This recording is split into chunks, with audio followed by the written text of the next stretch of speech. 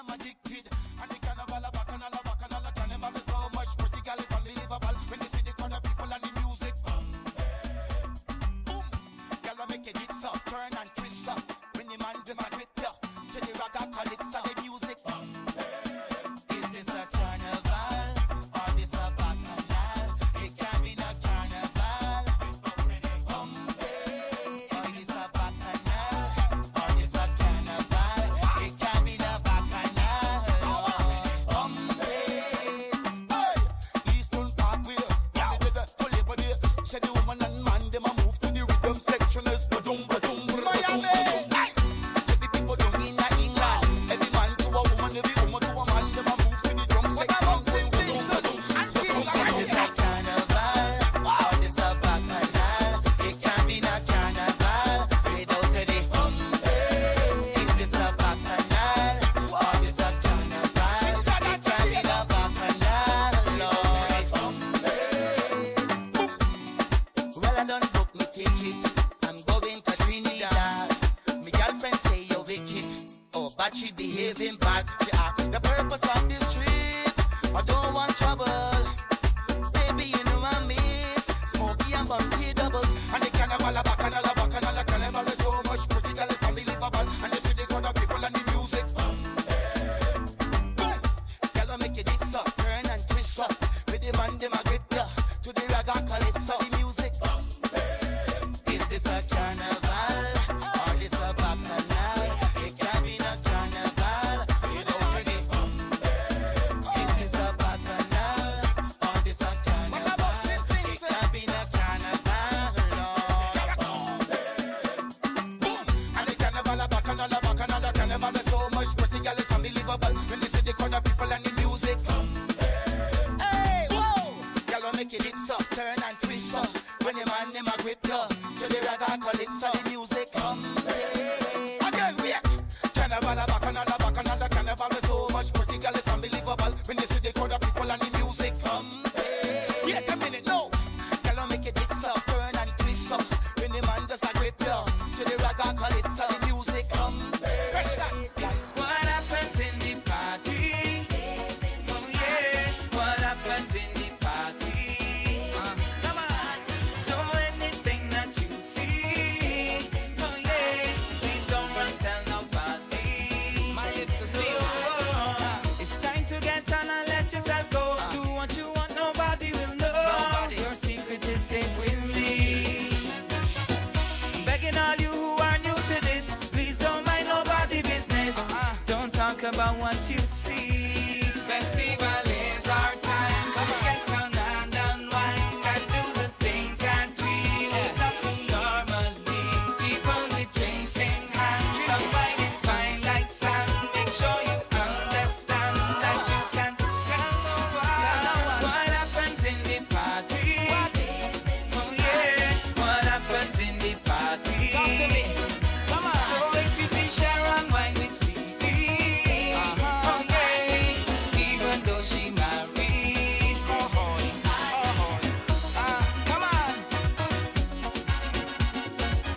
sing it out. Hey, hey, hey.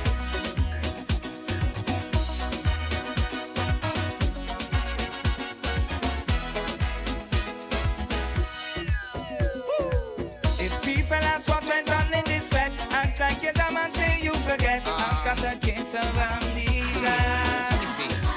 Especially when Kim find Paul with the bet and makes your pass like I speed internet. Not me boy, I don't remember. Festival is our time to get on and unwind and do the things that we would not do normally. People with drinks in hand, some riding fine like sand. Make sure you understand that you can tell no one what happens in the party. Oh yeah, what happens in the party? Let me know. See me with the boosters, road group, see the RCA.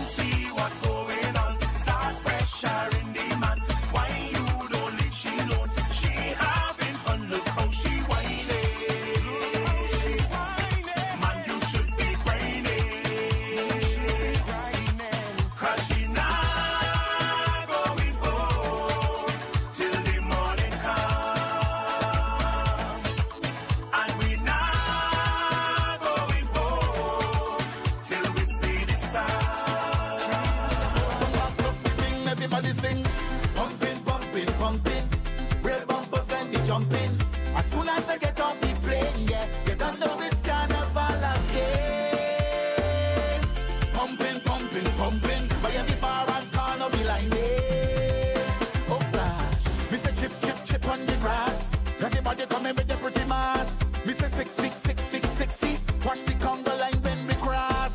Girl, show them how you stepping out. Only big bumper girls we be checking out. It's real vibes, big and bring with them open back up the thing. Everybody sing. Pumping, pumping, pumping. Real bumpers when they jumping. As soon as I get off the plane, yeah, they don't know this carnival again. Pumping, pumping, pumping. For every bar and corner we line it. Oh gosh.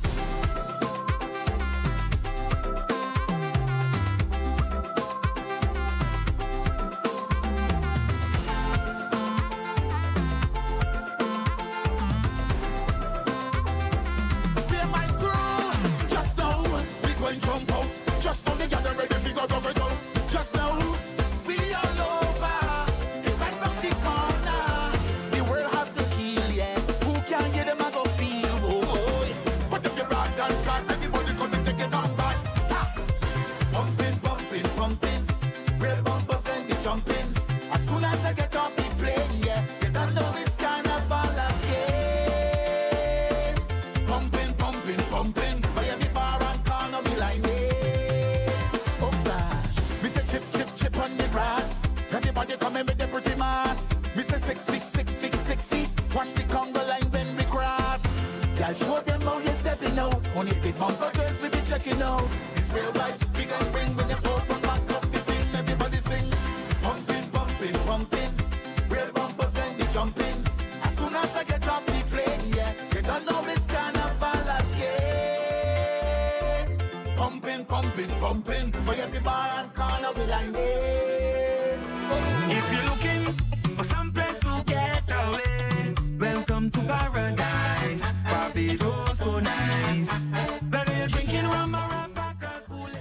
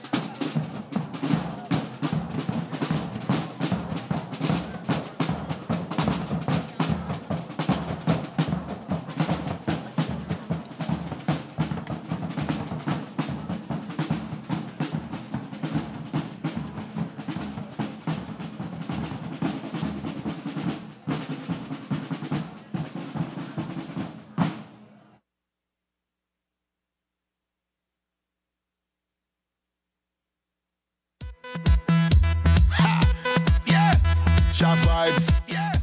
Red boys, yeah. Can I really talk just a little bit? Can I really talk just a little bit? Can I really talk just a little bit? Hold on. You coming at the dance, and you walk up ready. But you ain't bring no friends, nor no family. You see the stranger on your left, you see the stranger on your right. Better start to jam up with them, cause we fucking in here tonight, I'll be chanting. Together we drinking, together we whining. One night we pumping, fed until the morning. Tell me how you're feeling. You know why?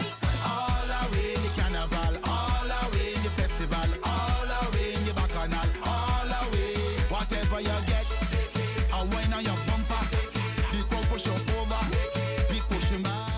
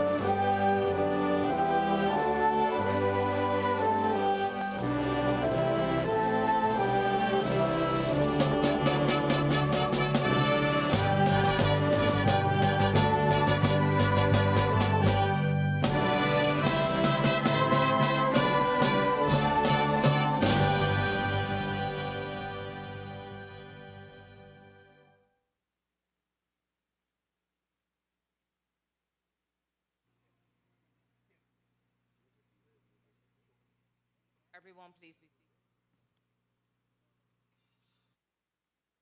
Prime Minister of Barbados, the Honorable Mia Amor Motley. Minister of Educational Transformation, the Honorable Chad Blackman.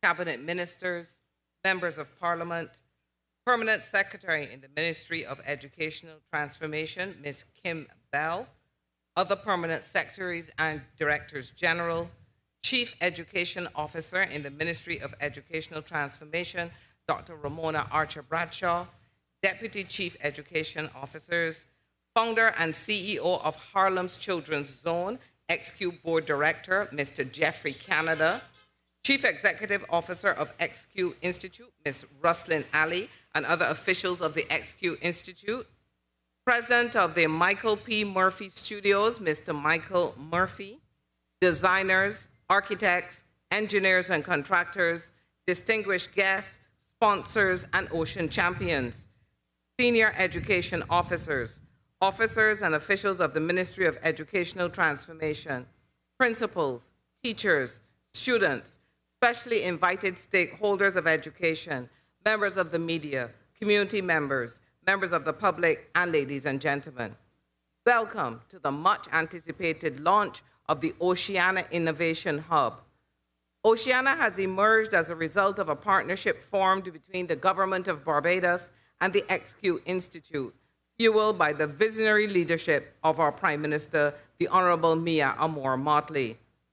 This hub stands as a flagship component of Barbados' Education Transformation Initiative, with a special focus on advancing our country's vision for the development of the blue economy. Conceptualized and constructed by the XQ Institute in collaboration with Michael Murphy Studios, the Oceana Innovation Hub will be a dedicated space for ocean innovation, student empowerment, and sustainable learning. Today's immersive launch experience is designed to reflect and showcase Oceana as a hub for student creativity, technological innovation, and environmental stewardship. We are happy that you could join us as we celebrate this significant milestone in Barbados' educational transformation journey. And ladies and gentlemen, please give us a moment. I'm going to get this podium moved so that the person after me doesn't get drenched.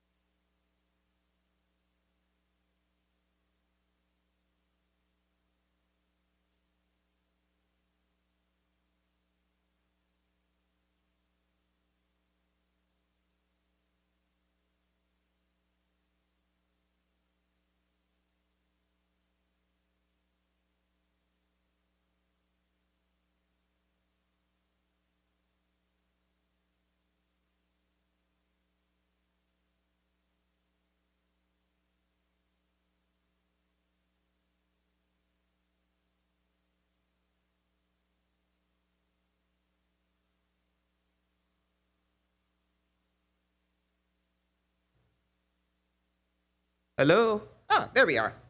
Now that we've done that, we want to start the evening in a spirit of gratitude. I see these showers as not something that has been sent to dampen the event, but showers of blessing from above that have come down to truly support this event. We offer the opening prayer of blessing led by Pastor Derek Ward of Harvest Bible Chapel, Barbados.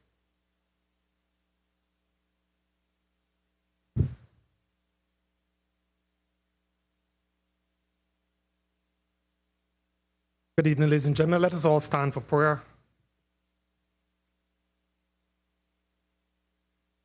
Almighty and eternal God, we pause at this moment with hearts full of gratitude and hope as we gather to dedicate the Oceana Innovation Hub, an emblem of vision, resemblance, and purpose. We thank you for the spirit of innovation that has brought this initiative to life, where education meets transformation, and the treasures of our ocean are stewarded with wisdom and care. Lord, we acknowledge you as the creator of all things, land and sea, knowledge and discovery. You have placed within us the capacity to learn, to imagine, and to build for a better tomorrow. We pray that this hub will be a beacon of light for our nation and the wider Caribbean, a space where students are not only informed, but inspired, not only equipped, but empowered. Bless every student who will walk through these doors.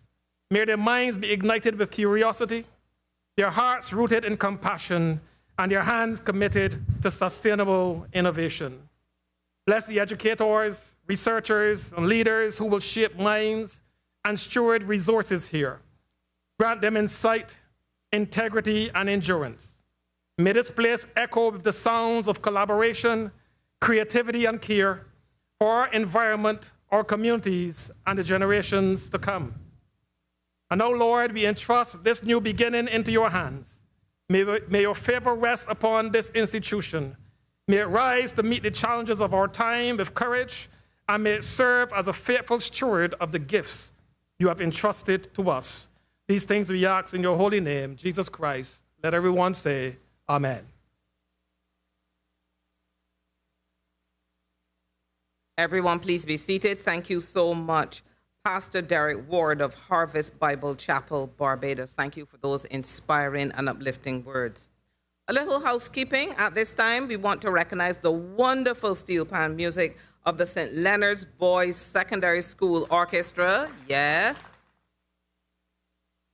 And the Took Rhythms of the Graydon Seeley Secondary School. Yeah, they were performing right here. Both of which set the festive tone for this evening's celebrations as we gathered. I was whispering to my friend here that Bajans are a different people. We sit down to music. If there were Trinis in the place, they would have been dancing. So to me, the true gratitude of the steel pan and the tuk band that we've seen is if we start to shake a leg. But there's room for that a little later. While we're at this picturesque site of one of Barbados's most beautiful beaches, Bronx Beach, we also acknowledge the immersive experience of a live mural being crafted as we speak by two of our leading teacher muralists, Dawn Small and Nikolai Charles, of the Frederick Smith Secondary and Graydon Seeley Secondary Schools, respectively. For those of you who love to paint, you will be given the opportunity to add your personal touch to this work of art a little bit later, so please make sure that you get an opportunity to take up a brush and be able to leave your stamp on the artwork. For your convenience, our bathrooms are located to my left at the back of the main tent. To serenade us now with the song Oceans is Kimani Devonish. Kimani is Barbados's reigning junior soca monarch and a student of the Dighton Griffith Secondary. Immediately following Kimani's performance will be a video presentation entitled Oceana, the Vision. Please, let's warmly welcome Kimani Devonish.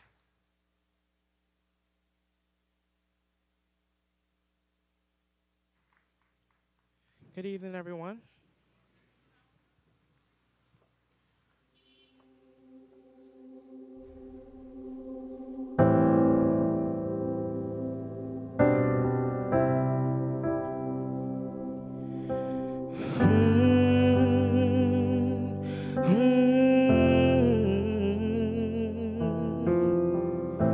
You call me out upon the waters, the great unknown, where feet may fail. And there I find you in the mystery, with oceans deep, my faith will stand.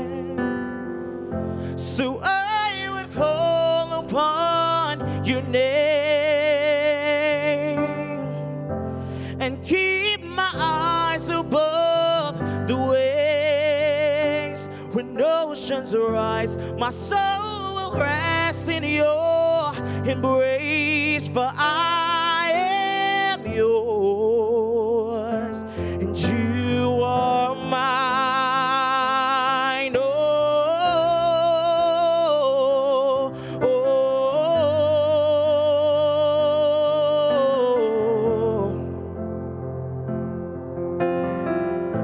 Your grace abounds in deepest waters. Your sovereign hands will be my guide. Where feet may fail and fear surrounds me, you never fail, and you won't start now. So I will call upon your name, oh, and keep my eyes above the waves. When oceans rise, my soul will rest in your embrace, for I am yours, and you are mine. Oh, oh, oh. Spirit, lead me where my trust is without borders. Let me walk upon the waters, wherever you would call me. Take me deeper than my feet could ever wander, and my faith would be made stronger in the presence of my Savior. Spirit, lead me where my trust is without borders. Let me walk upon the waters, wherever you would call me. Take me deeper than my feet could ever wander, and my faith would be made stronger in the presence of my Savior. So I would call upon your name and keep my eyes above the waves.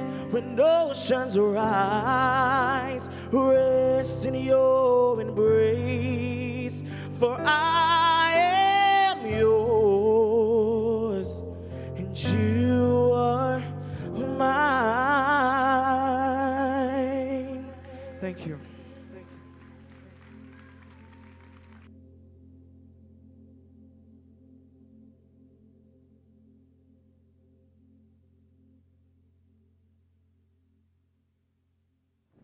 Barbados, surrounded by 70 miles of golden sandy beaches and 71,000 square miles of crystal blue waters filled with hundreds of species of marine life.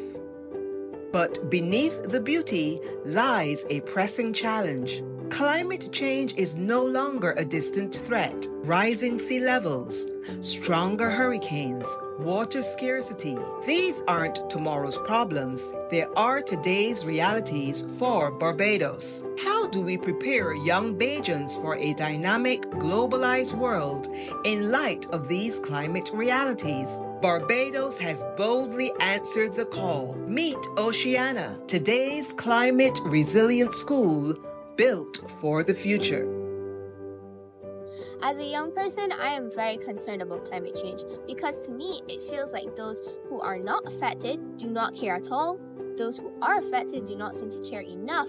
And if you try to voice your opinions and you actually care about the matter, it feels like you're like a disturbance to people, like just background noise. I'm in the business of agriculture, and the rainfall that we are receiving as a country has decreased dramatically. It is resulting in grass and other vegetation on the land not growing properly to support the growth of animals such as sheep or cows and goats, and therefore it has challenged our food security to then give us as people the food that we need to survive. For Barbados and the Caribbean to be able to withstand the effects of the climate crisis, it requires us therefore now use our creativity, innovation through education to be able to withstand these challenges head on. And therefore presents opportunities, for example, for our architects to come up with new concepts and designs to be able to withstand not just the infrastructural challenges, but equally, how do we get our people to not to see the opportunities, but to marry the education system in creating global solutions to global problems. As a Ministry of Educational Transformation, we are seeking to transform our education system so that we can transform lives. The focus is on creating a system that is fair, inclusive, relevant, and modern. We call that a firm education system because our goal is to have students who can be global citizens, but who are rooted in Bayesian values. The Oceana Innovation Hub will be a hub of discovery, creativity, collaboration, and cooperation, where our children can come together and see where ocean and climate meet pedagogy. They can work together to find solutions to our everyday problems. Barbados embarked on a partnership with XQ Institute to help make this transformative vision a reality. At XQ, our mission is simple but bold: to rethink the American high school. We believe young people deserve schools that ignite their curiosity, that fuel their passions, and equip them to lead in a world that is changing faster than any textbook can keep up with. We were inspired to launch Oceana and many schools in Barbados because here, the call for climate justice is not just theoretical. It is urgent. It is lived. It is led.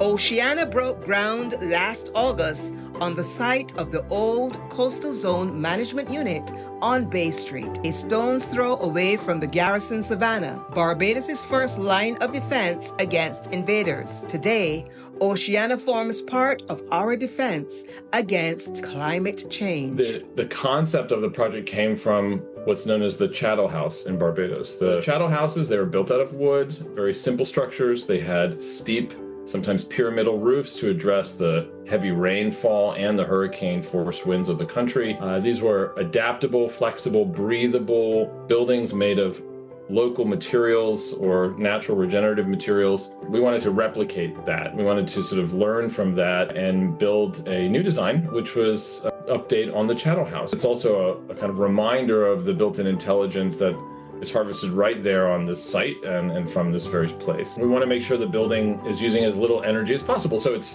got solar panels on its roof. It's got low-tech fans within it. It has big, huge operable openings so that to a large degree, air is moving through the building. It is climatically cooled based on these pyramidal roofs where air moves up into this upper room and is sort of siphoned out of the building. So on a very, very hot days in the middle of the day in Barbados, you walk into this wood building and it's going to feel very cool because it's absorbing a lot of that heat and deflecting it, and it's moving air through the building very naturally. So it's not requiring air conditioning. It's not requiring a lot of mechanical systems to make you cool. It's just using the building as a breathable entity itself. We engage with our valuable stakeholders every step of the way, speaking with teachers, marine biologists, NGOs. We spoke with our bright, eager students who wanted to make a difference. As a student, I was very grateful and thankful, and I felt the effort was actually a part of the program and that my opinion mattered in the building of the new school, Oceana. It really touched my heart. I think young people should be excited for the Oceana Hub because it will give us an opportunity to show off our ideas, we can learn new skills, and we can even engage with other like-minded youth. The Hub will be an exciting space for students and teachers alike. This is a space where children from different schools will interact with each other. They will learn from each other. They will solve problems together. It will be a space for fun, a space for learning, a space for critical thinking, and a space for innovation. Oceana is more than just a building. It is a symbol of hope and resilience. Built to withstand catastrophic weather events, powered by solar energy, and fitted with rainwater harvesting systems, it is more than a place of learning. It is a safe haven, a community hub. May Oceana continue to make waves in our education system, inspiring young Barbadians to dream, collaborate, and innovate for generations to come.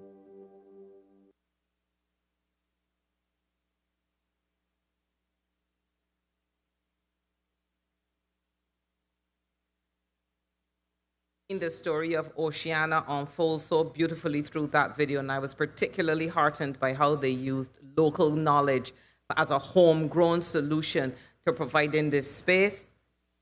I'm sure that you have many questions. Some were answered through this video, and I'm sure you have many more.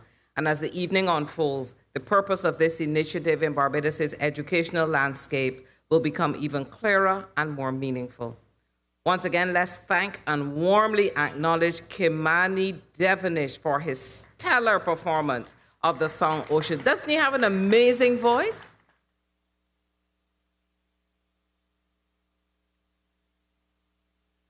I now invite the Chief Education Officer, Dr. Ramona Arsha Bradshaw, to deliver her remarks.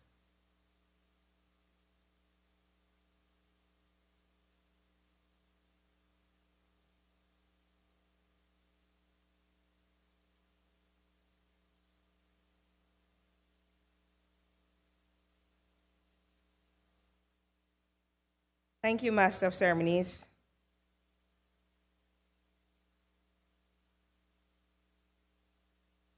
Prime Minister of Barbados, the Honorable Mia Amor Motley, Minister of Educational Transformation, the Honorable Chad Blackman, Cabinet Ministers, Members of Parliament, Permanent Secretary of the Ministry of Educational Transformation, Ms. Kim Bell, other Permanent Secretaries and Directors General, Founder and CEO of Harlem's Children's Zone, XQ Board Director, Mr. Jeffrey Canada, Chief Executive Officer, XQ Institute, Ms. Ruslyn Ali, and other officials from XQ Institute, President of the Michael P. Murphy Studios, Mr. Michael Murphy, designers, architects, engineers, and contractors, distinguished guests, sponsors, and Ocean champions, principals, senior education officers, my Deputy Chief Education Officers, other officers and officials of the Ministry of Educational Transformation, teachers, students, specially invited stakeholders of education,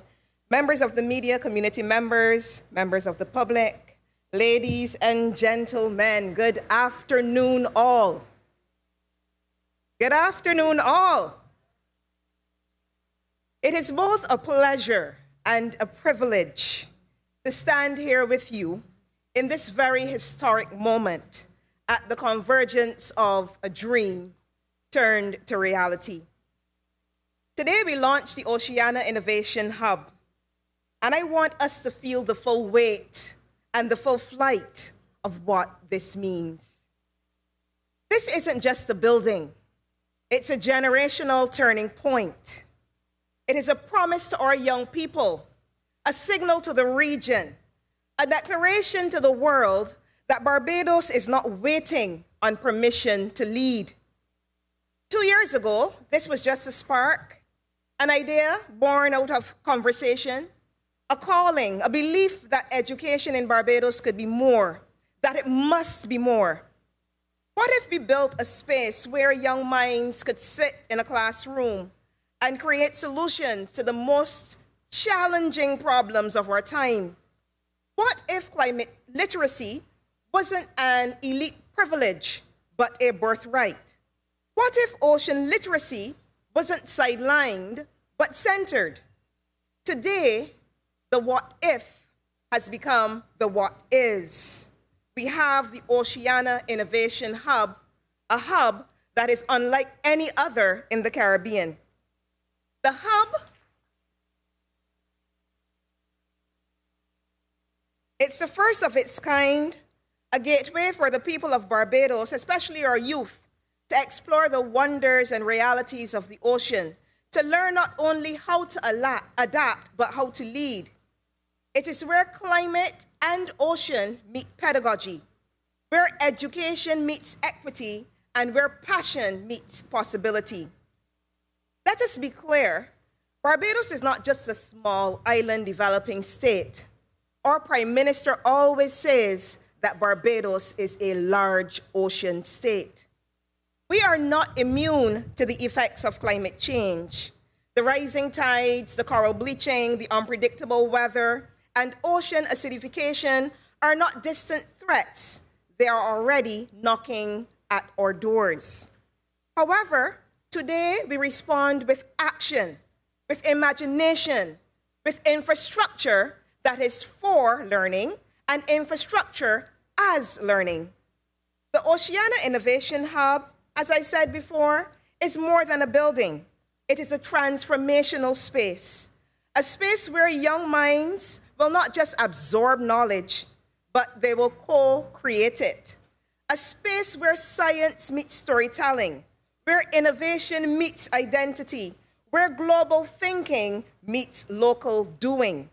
It is a place where our youth will not just be taught about the ocean, they will learn with it, they will learn from it, and they will learn for it. Our ancestors navigated these waters for survival. Today, our children will navigate for solutions. This is where our next generation of climate scientists, designers, policymakers, and ocean stewards will be shaped, not in some far-off hub or far-off lab, but right here on this rock we call home, on this rock that we call Barbados. But let me tell you, this is not an accident.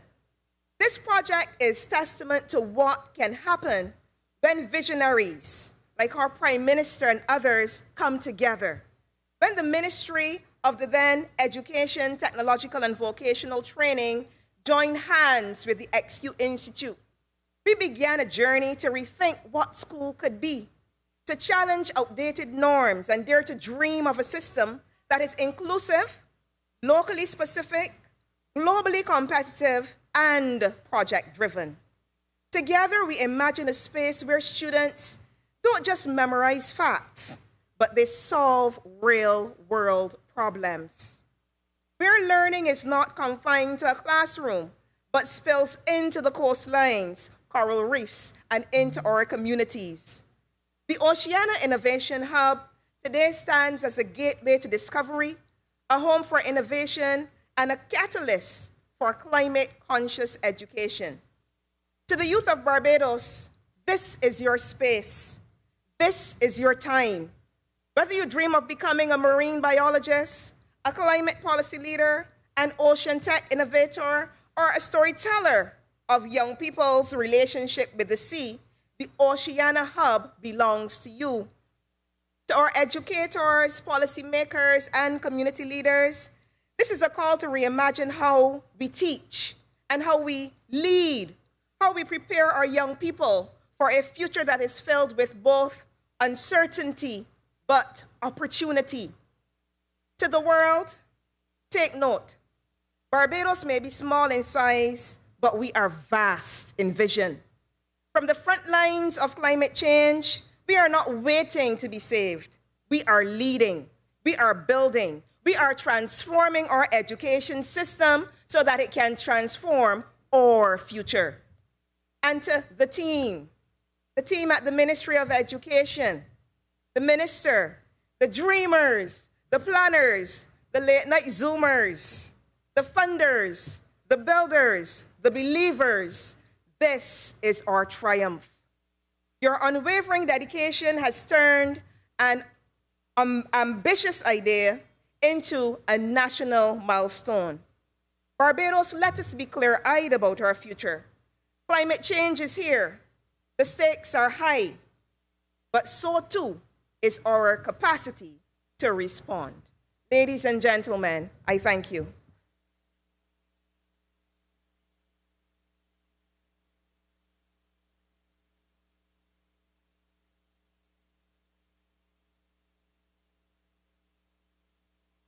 We want to thank the Chief Education Officer for those engaging remarks which so aptly capture the ministry's thrust and vision for education transformation in Barbados and the role which this Oceana Innovation Hub will play in our climate resilience. Thank you again, Dr. Ramona Archer Bradshaw.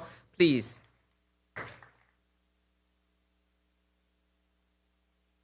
Roslyn Ali has been a leading voice in education for more than 2 decades.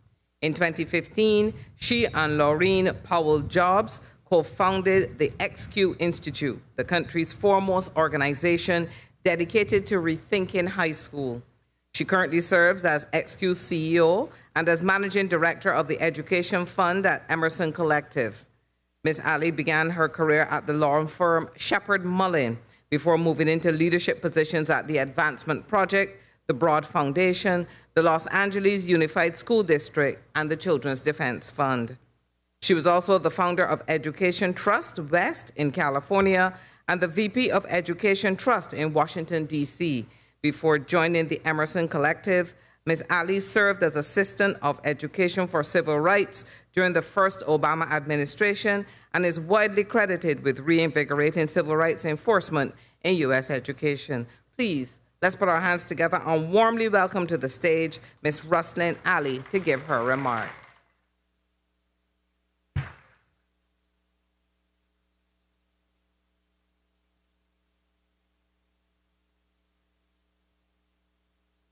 Jewel Ford could go with me everywhere. And thank you. Thank you for being here. Thank you, Dr. Archer Bradshaw, for your vision, for your inspiration, for your companionship. What an extraordinary honor it is to stand with you here today. Because what we are celebrating is not just a building, it is a breakthrough. Today marks the birth of something the world has never quite seen before.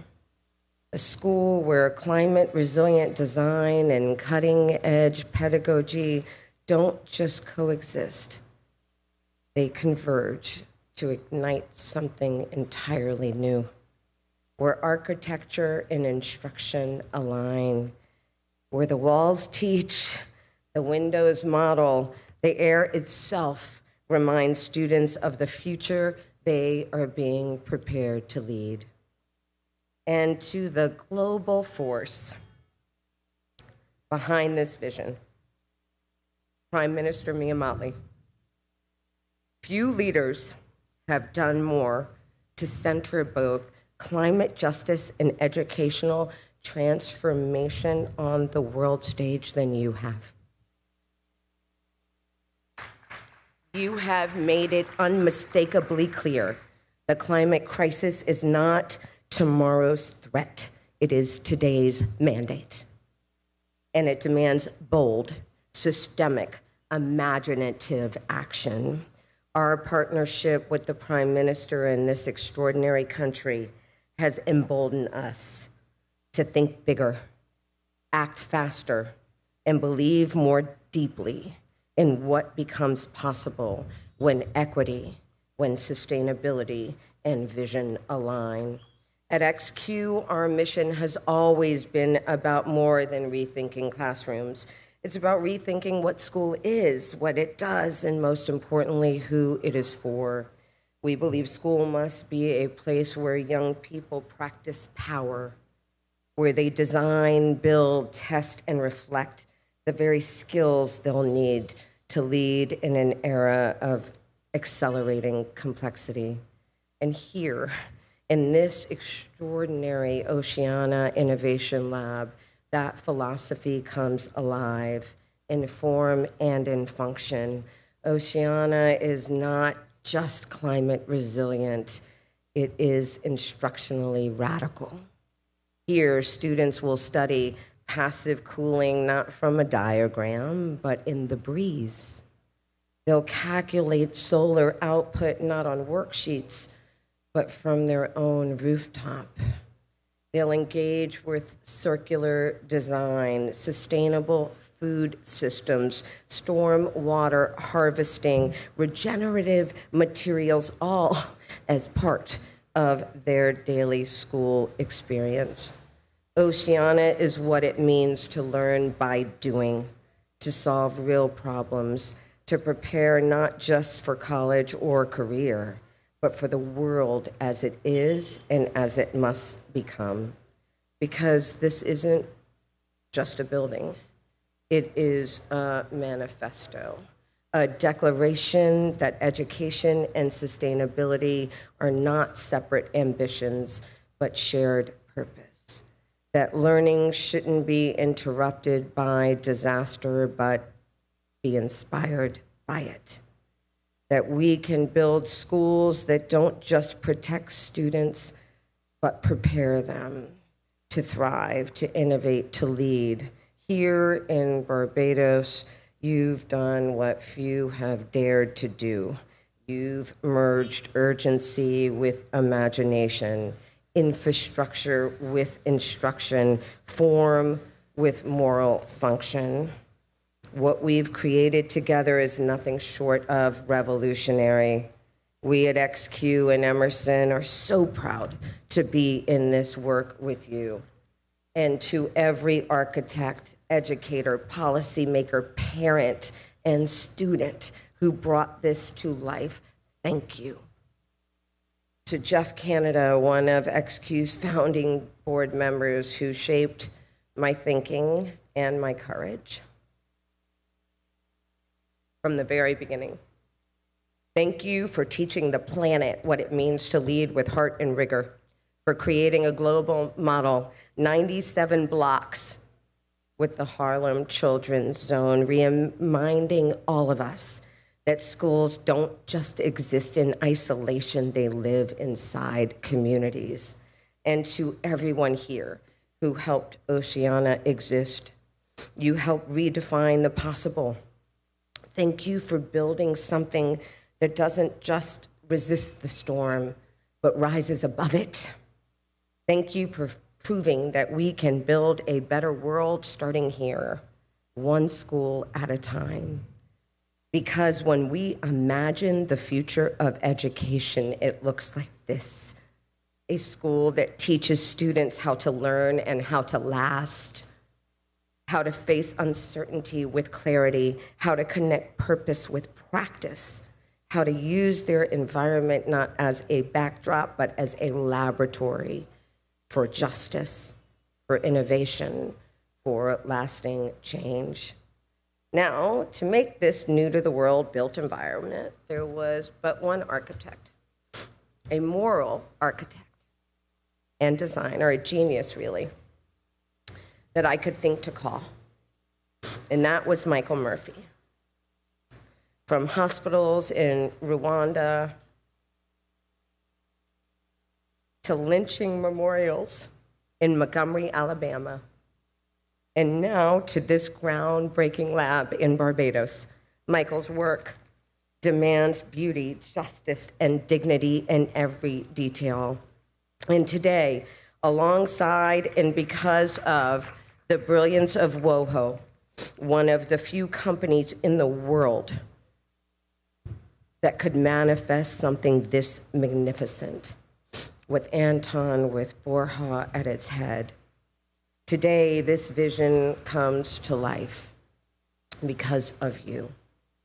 Michael, I am grateful for you, and I turn it to you.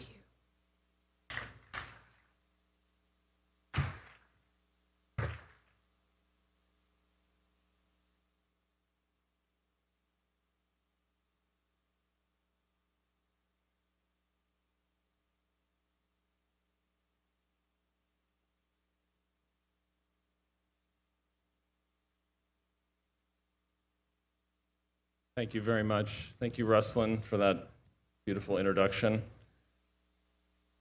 Distinguished guests, Honorable Prime Minister Mia Mottley, thank you for your vision and your belief in the possible. Honorable ministers, honorable cabinet ministers, members of parliament, permanent secretaries, directors general, chief education officers, esteemed guests, thank you so much for joining us in this wonderful occasion. And thank you to our building and design teams. I'm here to honor them and to provide some explanation for what you see today. I don't know if you all know this from my accent, but I'm not from Barbados. And yet this is a very spiritual home for me. My first trip here was almost 20 years ago. In 2006, I came with my family. At the time, my father was very sick with cancer, and he was undergoing chemotherapy. And his friend, Mr. Rob Dyson, who had been coming to Barbados with his parents his whole life, and his parents lived here on the island at the end of their lives, Mr. Dyson lent us his family home for a week for my father to relax. And after a week here, my father left with a new perspective on life. He was happier. Something had changed. He had found peace with his prognosis. When his cancer turned more aggressive, he called Mr. Dyson to return to Barbados. And he chose to live his final last days and take his last breaths here on the island. So I believe, I know, that his spirit is here with us today, right here, looking down on us. And like so many of our forebearers, our teachers, our parents, our guardians, our guides, those who have wanted to leave a legacy and a hope for the next generation, their spirit is here with us. Their spirit is what built this school behind us, and it is their dream that we are fulfilling. It is the greatest honor of my life to be here with you today. Thank you. Thanks. I believe that, truly. So a little over 18 months ago, I received the call from the indefatigable Ruslan Ali. She was in a hurry, had just come from a meeting with the Honorable Prime Minister, and she had one question. Well, it was more of an assignment. Can you build us a school? And can it open in 18 months? Well, I said, I know that's, she said, I know what I'm asking you is impossible, but we need you to do the impossible. This wasn't just a school, she told me. They needed it to be based on a new curriculum called project-based learning. They needed it to be a prototype for future schools in the country and the world. They needed it to represent their climate mitigating goals. They needed it to be sustainable with all regenerative materials and near zero carbon emissions. And they needed it now, like as soon as possible. Now, if you know Ruslan, or if you know the Prime Minister, you also know that these are not people you want to say no to. Or as my mother says, when God calls, you answer the call. So to design and build something this quickly, it's not only about designing the building, it's about designing the team that will design and build the building. So I needed my own miracle workers, and I made 4 calls. The first call I made was to Tanya Paz. Tanya is an amazing visionary architect and designer, and I've worked with her for 15 years, and I knew she could oversee the entire process. Thank you for doing everything you've done, Tanya. You deserve a huge round of applause. Thank you. Second, I called one of the best architects working in the world today, Mr. Jonathan Tate. He works in New Orleans, and he came to help us with the design and planning of this work and the 2 other sites that we were working on. He's here with us today. Thank you, Jonathan Tate. And third, I called Anton Garcia Abril from WOHO Systems in Madrid, Spain. WOHO Systems are building prefabricated, modular, mass timber buildings made from laminated wood pieces. They are sustainable, they are climate forward, and they are fast. And we needed all of these elements. Their technology fit tightly into shipping containers that could arrive on island pre-built, and we could do it very quickly to meet these climate-forward construction goals. I called Anton, I said, can you do this in 1 year? And he said, what if we did it in 4 months? And I said, bueno, I like your style, which is good. We did it very quick. So now we needed a team that could construct and manage this locally. The Prime Minister told me you have to call Joe Steinbach, and that was our 4th call. Joe is not with us today. He's on holiday, but his colleague Kamal Knight is with us, and I wanted to acknowledge both of them for their work managing this whole project on the ground. Thank you so much. Joe assembled a super team, all of who I want to thank today. Richard Morjani and his team of David Collins and Gary Applethwaite, and Shannon Gilkes is here. Thank you very much. Nikita Haynes and Collis Williams, RDL, Alan Harvey, Greg Hazard, Billy Bain, Bradley and Sanjay at BCQS, and Andre Kelschel, and so many others who made this project happen. It would not have occurred without their dedicated work every single day to get this built in record speed. So I want you to imagine this site 1 year ago today. Last June, we were standing here, and there was an old building here on the site. And by September, the team had cleared the site. In October, they had started the foundation. In November, WOHO's lead partner, Boja Soriano, helped install these wooden triangles that you see behind us, and they were topped off by January. This was some of the fastest and most remarkable construction I've ever experienced. After a few months of site work, painting, planting, and interior work, we are now opening this school. The team completed this project in less than 1 year. From demolition to completion, it was 10 months total time, which is an unprecedented achievement. Now, you might ask, why does this school look like this? What is the story of the design? Well, first, we needed something that would be an example of how to build for a climate-forward infrastructure, not just here, but anywhere in the world.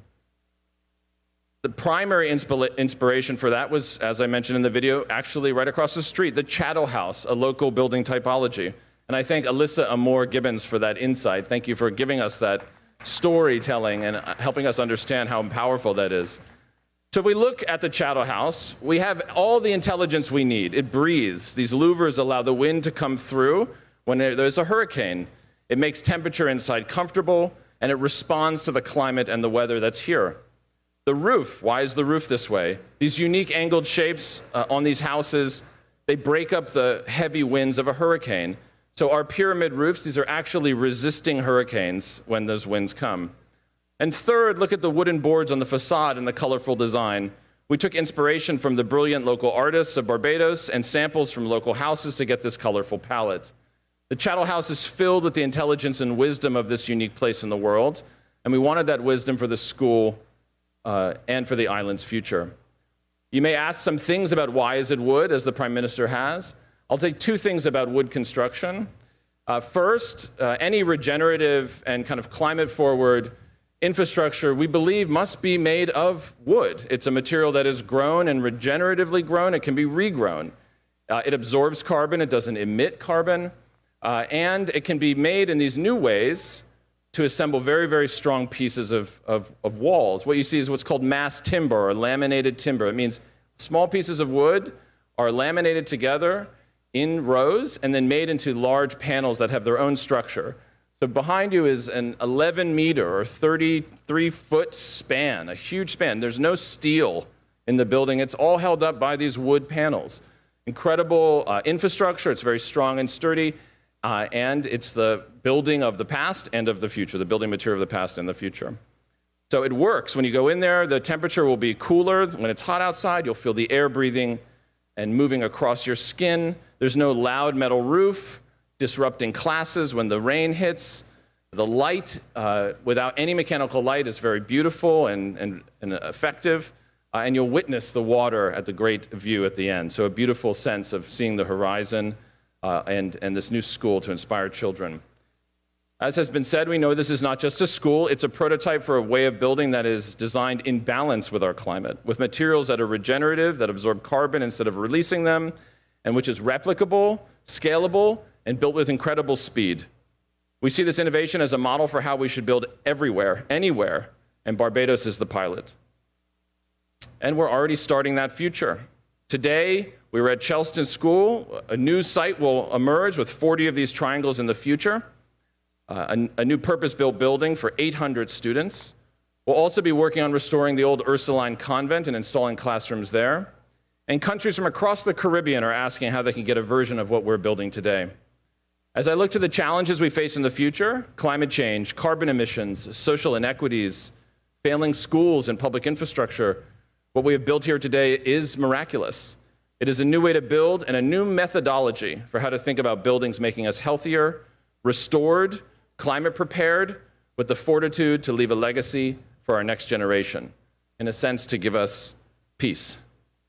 What you have built here today, Honorable Prime Minister, is a legacy, a vision for us all to follow. And thank you for showing us the impossible. It's actually possible. Thank you very much.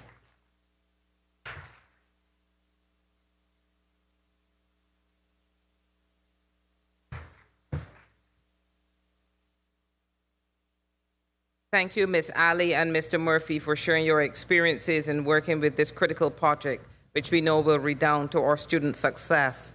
As Barbados seeks to mitigate the challenges of climate change, build climate resilience, and better harness our resources for the development of a thriving blue economy, we know that this innovation hub will continue to play a significant role in empowering our students to lead this charge both now and in the future. So, ladies and gentlemen, another round of applause for Ms. Ali and Mr. Murphy.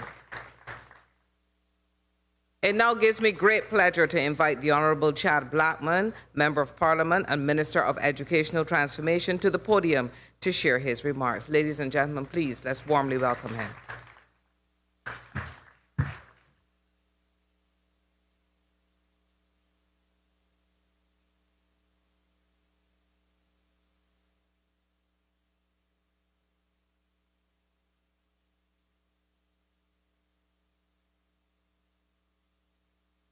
Prime Minister, the Honourable Mia Amor Motley, Senior Ministers and Members of Cabinet, Members of Parliament and the Senate, Permanent Secretaries, Chief Education Officer, Dr. Mona Archer Bradshaw, Chief Executive Officer of the XQ Institute, Ruslyn Ali, President of the Michael Murphy Studios, Michael Murphy, President of the Harlem Children's Zone, Dr. Jeff Canada, President of the National Student Council, very young, principals, educators, teachers, students, all specially invited guests, ladies and gentlemen. A warm good afternoon to all of you, policymakers, educators, students, partners, members of the community, and to every person here who truly believes in the extraordinary will of this large ocean state called Barbados. Today truly brings to life the phrase, the best way to predict the future is to create it. It is certainly an honor to stand here before you today as we open the doors to a vision brought to life, the Oceana Innovation Hub. This moment certainly is not only about launching of the building, it is invariably about establishing a new course of education in and for Barbados. It is about signaling our readiness to equip our young people with the tools, the mindset, and the opportunities so as to thrive and excel in an ever-changing global world. And today is a defining moment in our country's educational history. We are living certainly in extraordinary times. And around the world, technology is certainly reshaping industries. Work is becoming more flexible, but equally less secure. And traditional jobs are giving way to entrepreneurial models and the gig economy. In fact, many of the jobs we know today will disappear within the next 20 years, thus requiring a series of skill sets that requires agility and resilience throughout our education. As a nation, we certainly cannot ignore this. We must prepare, and we're doing so. And so the question that this generation of education policymakers must ask is, what kind of citizens must we prepare our children to be? The answer is clear. We are preparing global citizens, as you've heard from our Chief Education Officer, with local roots. Graduates who are flexible, innovative, and confident. Young people who are equally at home in Bridgetown or Brussels, in Speightstown or Singapore, in Weston or in Warsaw. We want them to compete on the world stage, carrying with them the values, the culture, and the spirit that make them uniquely Bajan. And it's important to note, ladies and gentlemen, that Barbados is not merely preparing for the future. We are designing it. The old way of schooling has brought us thus far, but it can go no further. The future that our children deserve will not be built by replicating the past. And as such, the reimagination of the system itself, whilst keeping what is relevant, will be key. This is why we are transforming education in Barbados. Our goal is not simply to update an outdated system. It is to imagine what is possible. We are preparing the next generation to be equipped with transferable skills, digital literacy, and global awareness, deeply grounded in the values that make us Bajan: pride, resilience, creativity, but importantly, community. Transformation requires more than curriculum changes or infrastructure upgrades. It demands a cultural shift, one where education becomes everyone's business, and of course, our teachers, our parents, our business leaders, community groups, civil society, the diaspora, everyone that I've mentioned has a significant role to play in the transformation journey. It is within the spirit of collaboration, therefore, that the Oceana Innovation Hub was born. Through the visionary partnership with the XQ Institute, we have created not just a school, but a living, breathing space for discovery, innovation, and sustainability. Our collaboration with the XQ Institute has helped to shape the overarching education transformation program that you're now seeing today, supported the design of both the Oceana and the soon Charleston School, which of course will focus on innovation and sustainable development. Oceana's identity, therefore, is deeply tied to who we are as an island nation. Here, the coastal and marine environment becomes a classroom. Students will not simply learn about the climate crisis and marine ecosystems. They will engage in research, develop real solutions. And of course, this is important because one of the things that we've always said as a government is that Barbados, particularly given its high level of qualifications and expertise, have to now use those now to create a knowledge-based economy that can create global solutions to global problems. And therefore, the exploration of entrepreneurial ventures using our marine resources will be key. They will interact with experts, NGOs, and industry leaders. Equally, they will do all of this within a climate-smart and digitally enabled learning environment that it reflects the world they're growing into. The transformation, equally, is not only thematic, it is also deeply structural. And we are focused on building a system that is fair, one that is inclusive, one that is relevant, and one that is modern.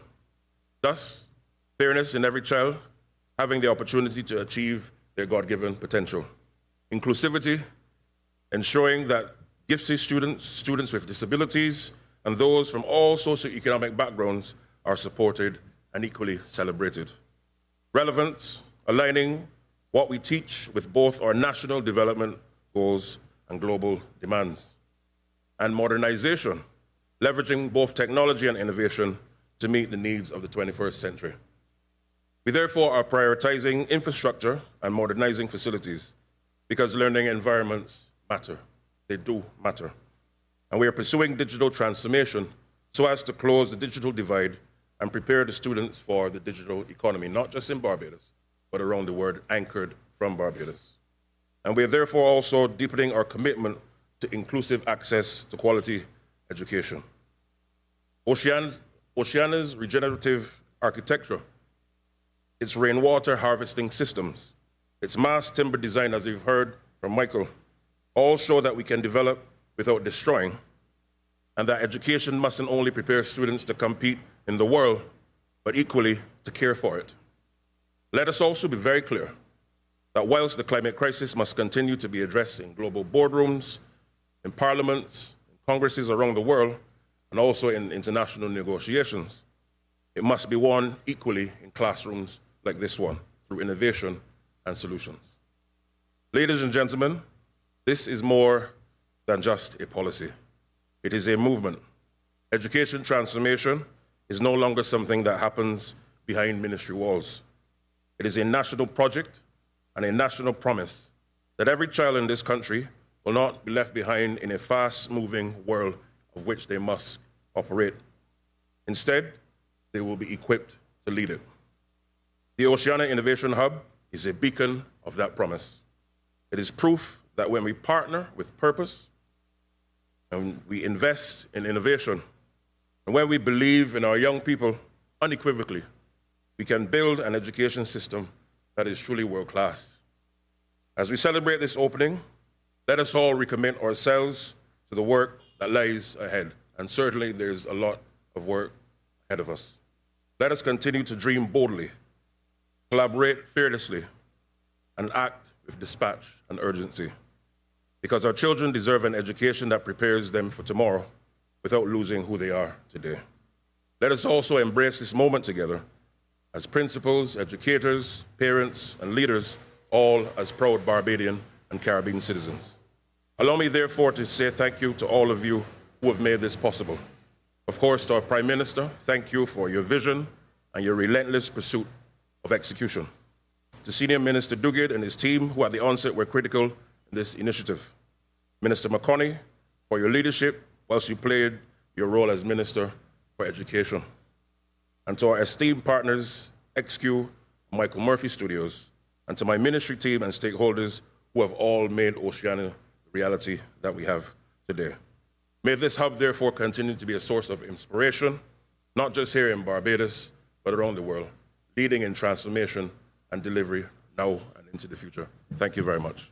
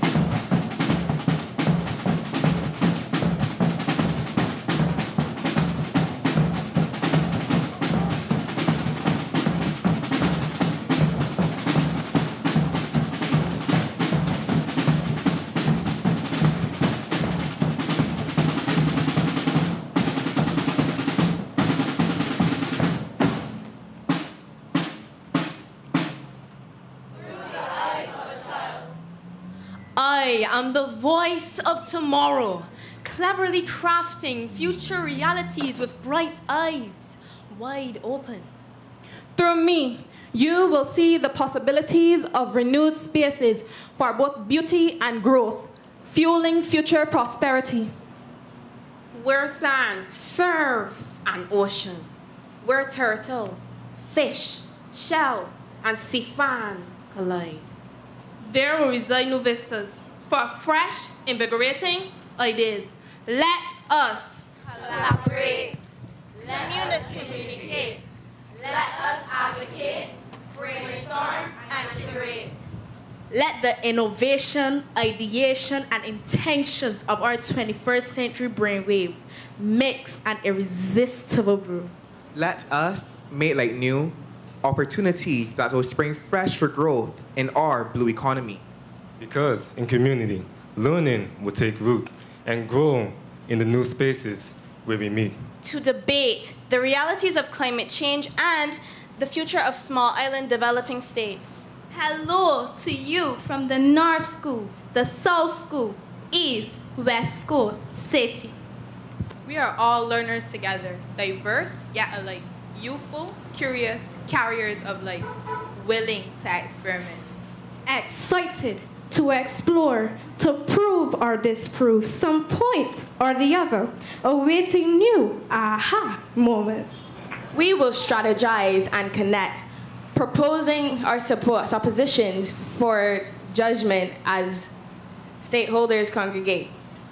We will innovate and create, defying all negative expectations that we can't actually work together. Because we can and we will work in both unifying and dissenting voice, yet blended hot, hot, hot, like a pot of granny's flavorful, delicious Caribbean stew. Some for you. Work and win. Work and win. We must work and win. Never letting grow dim the light of our collective brilliance. That shines like a riveting sunrise that pushes our nation forward, fueling successes not yet imagined. And so, it never stops, this vaulting to the top with swift, athletic feet. Taking us to new heights. Reimagining education. Birthing in us something new. To ultimately transform our nation. The world is our oyster. and exploring it through active learning, co-creation, and innovation is our now moment, our cooperative mission.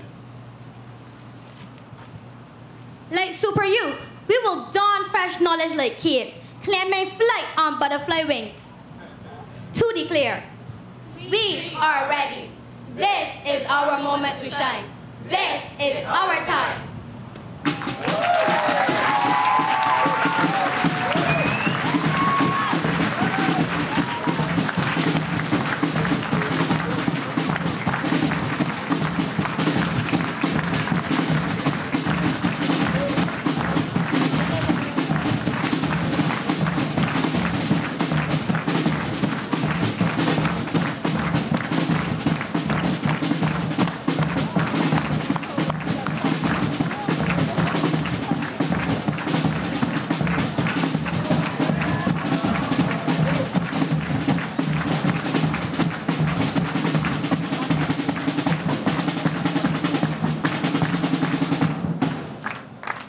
Ladies and gentlemen, please, another rousing round of applause for the students of our secondary schools.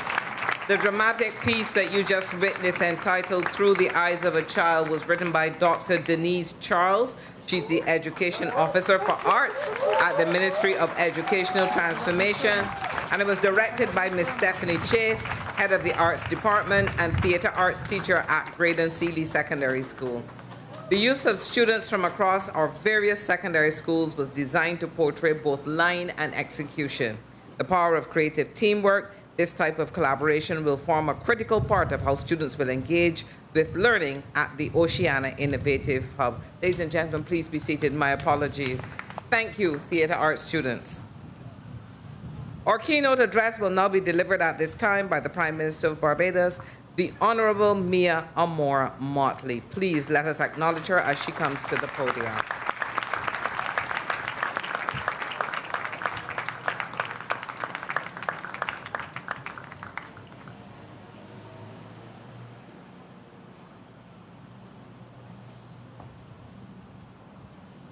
Thank you very much, Joel. Distinguished guests all. When we came to office, we knew that we would have challenges. But I will confess that I never fully appreciated the scale of the challenges that we would have, particularly with respect to the planet on which we live. We had seen things start to evolve, and it became clear very soon, once I started talking with the scientists, that we were out of time and that we were in a race that we had to win. I say so because it is still eluding some that this planet that is ours is in need of a lot of love. And if these young children are to live well and to see their children and their grandchildren live well, then it requires action today to save tomorrow. I start here because long ago, Kamau Brathwaite, our great national poet who is no longer with us, reminded us with his knowledge that we only had Constitution River and Joes River as rivers. He delivered himself of remarks in his poetry that we who are born of the ocean can never seek solace in rivers. We who are born of the ocean can never seek solace in rivers. And like most things, Kamau was way ahead of his time. He understood that as island people, we needed to appreciate that the ocean was our ally as much as it would be our foe. And we needed to understand the rhythm of the ocean. He understood that without that, we would be lost. But there were two different experiences sociologically for those who occupied this land. One saw the ocean and said, it is deep and blue and dangerous, so we must stay away from it and stay out of it. Don't let anybody go in it, because bad things can happen to you. And another group on this small rock saw the same ocean and said, it is deep and blue and dangerous, but we must learn to conquer it. We must learn to swim, and we must learn to sail, and we must learn to do all of the things that will allow the ocean to be a bridge to somewhere else. Like most things, we have to revisit our past to frame our future. This government, upon coming to office, in spite of all of the challenges that we have faced, has determined that our ability to manage our ocean and our climate is critical for us to be able to deliver for those young people who you saw perform before you just now. We understood that without understanding the ocean, we could not protect them from the ocean. And that is why the very first action that we took as a debt swap was a debt for nature swap, where without adding a single cent to the debt of this country, we repurchased some of our own debt, and the savings that we get from it as a result of repurchasing it at a lower price have all gone for the creation of the Barbados Marine Sustainability Trust, $50 to $60 million over a 15-year period.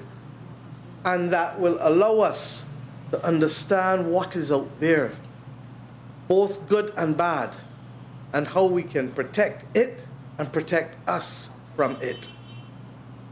Later this summer, we have engaged a ship from Ireland who will help us with the mapping of these ocean floors.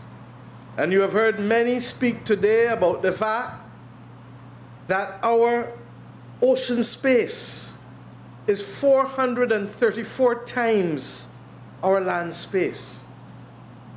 But yet, for many, this is still a fringe topic.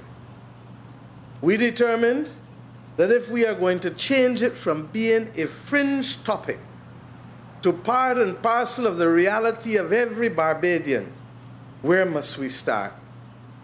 We must start in our schools. And today, therefore, represents the first step in what is this Oceana Innovation Hub, the anchor that will allow the children of Barbados, from Pike Corner to Gemswick, from Gall Hill in St. John to Holders Hill in St. James, from the Bayland right back across to Bathsheba. The children of this country will find in this space a safe place for them to understand how they have come to evolve as island people with the relationship with the ocean, and how they must protect both that ocean and protect themselves going forward.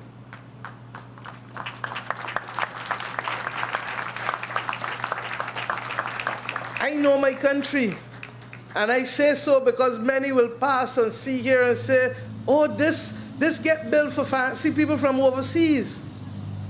This get built for Bajans, like the ones who just presented themselves here. And while ultimately the governance of this campus will be managed by the Barbados Climate School, it is open to all secondary schools such that they may be able to expand the knowledge of their students and incite the curiosity such that we can continue to be global leaders on this matter of oceans and marine life. My friends, You heard me say just now the Barbados Climate School, and what is that? We determined that this could only be a hub.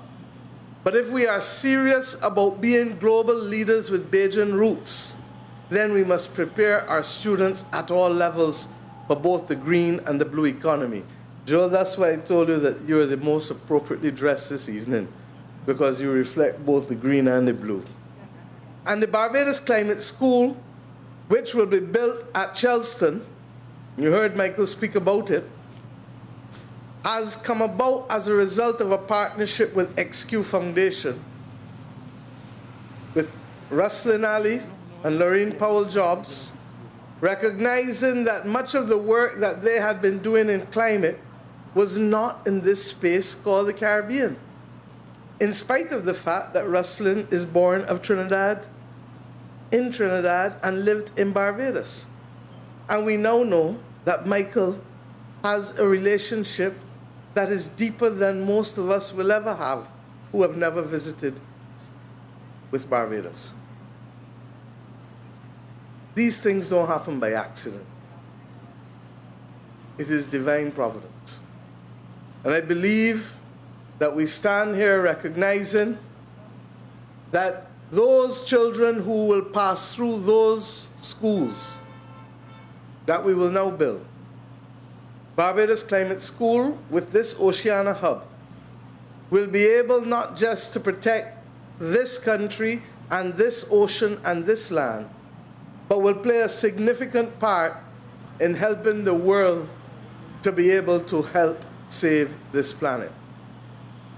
I am not being dramatic by any sense, but the reality is that when we spoke about 1.5 to survive, it was not plucking figures out of the atmosphere.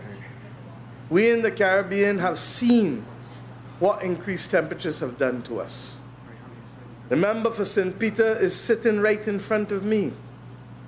And very often, persons go to visit Six Men's in St. Peter. And when they do, the people of that village remind them, or tell them if they didn't know before, that they once lived on the foreshore. They once had enough beach between their houses and where the waves broke to play beach cricket. They enjoyed life. I have enough gray hair to remember those days too. Yet today, we drive through Six Men's, threatened all the time by not just the barrels of this world, but just by high ocean tides breaking in the North Swells or in any other unusual moment in this country. These matters are real. When Beryl hit us and made history last year, many people did not see Barbados as an immediate victim of that hurricane. And correctly so, because people will first emote with those who have either lost life or who have lost immediate personal property, as happened in Carriacou, in Union Island, and in many of the other islands in the Grenadines. But in our case, Barbados took a serious, serious belly blow. We didn't lose people, but we lost effectively our fishing harbor, and by extension, many lost their fishing boats. Months later, we discovered that parts of the Bridgetown port was even undermined by that event and started to disintegrate as well. Our Coast Guard base was damaged. The southern part of almost every beach on the West Coast was destroyed, with some beaches in the constituency of the Minister of Education losing up to 6 feet of sand on the southern portions. I take the time to describe this because immediately some hotels had cancellations. And with cancellations comes the risk of jobs. And with the risk of losing jobs comes the instability to families. This is our very being. And it is therefore important, as you heard from the Minister of Education and the Chief Education Officer, that we prepare our children and we prepare our country for this new reality. Many of you will hear me speak about the need for us to bring about a methane-free world. And I pray that there will be more advocates from this nation. And Maria and Jonathan, I thank you both for your continued advocacy. You saw them on the screen. They continue to be powerful voices of the future. I can add to it Ashley Lashley and others who have been working. The reality is that we need more voices from this country reaching out to the rest of the world, because we do not accept that our voices do not have reach. In fact, it is the opposite. We live on the front lines, and we therefore have a credibility to tell this story. But if this is going to become mass-based and not just the purview of a few, then it is important to integrate it into our school system, as we are doing. And it is important that the parents of children will learn by extension. Where did you go today? I went to Oceana. What did you learn there? I learned ABC. I learned about the coral reefs that are dying. I learned about the fact that we actually have villages that have been affected. I learned why we need to support others when we say, do not use single-use plastics. Do not throw the plastics in the ocean. I learned that we shouldn't have lights on the beach that will cause the turtles to come up and want to be attracted by the lights, and in some instances, where the road is on the coast like here, the turtles then cross and risk being killed. I learned things that no one taught the majority of our people as they pass through the school system before. I've spent this time to talk in this way because there are many who will say that government is about choices. And yes, it is. And education, more so than anything else, is also about a choice as to how we frame the future and how we prepare our people for that future. This, my friends, is the critical step one. Our manifesto in 2018, Minister, promised the people of this nation as well that every child under the age of 18 by 2030 will be able to be capable of swimming, will not be frightened of that thing called the ocean. The programs have started, but they need to be expedited significantly if you are to meet that target. We also taught and spoke to many about the fact that in addition to learning to swim, we need to be able to make sure that our children are at least bilingual. Teach them Spanish, teach them French, teach them Mandarin, teach them Portuguese, teach them whatever. But give them another language beyond English and the dialect of Beijing. Because if we don't do that, we send them out into the world as amputees without the capacity to engage and navigate a world that is evolving. In addition to swimming and language, we committed to exposing them to the skills of entrepreneurship, because nobody owes us a living in this world. And if we cannot find a way of making something out of what we have, we will always continue to be victims.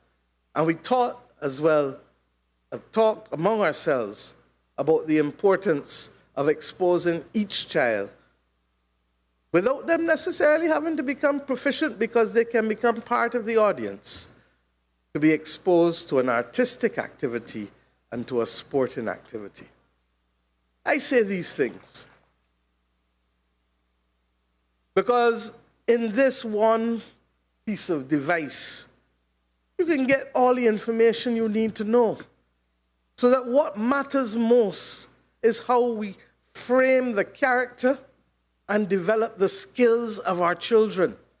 And in this world, where some do not see others, or some do not have the empathy to care for others, we need to understand how best to integrate the social and emotional learning targets into all that we do, so that the kind of people that we raise in this nation are those who will continue to be rooted in understanding the difference between right and wrong, and who will appreciate that that golden rule was not meant just to be learned in Sunday school or primary school, but to be lived out each and every day.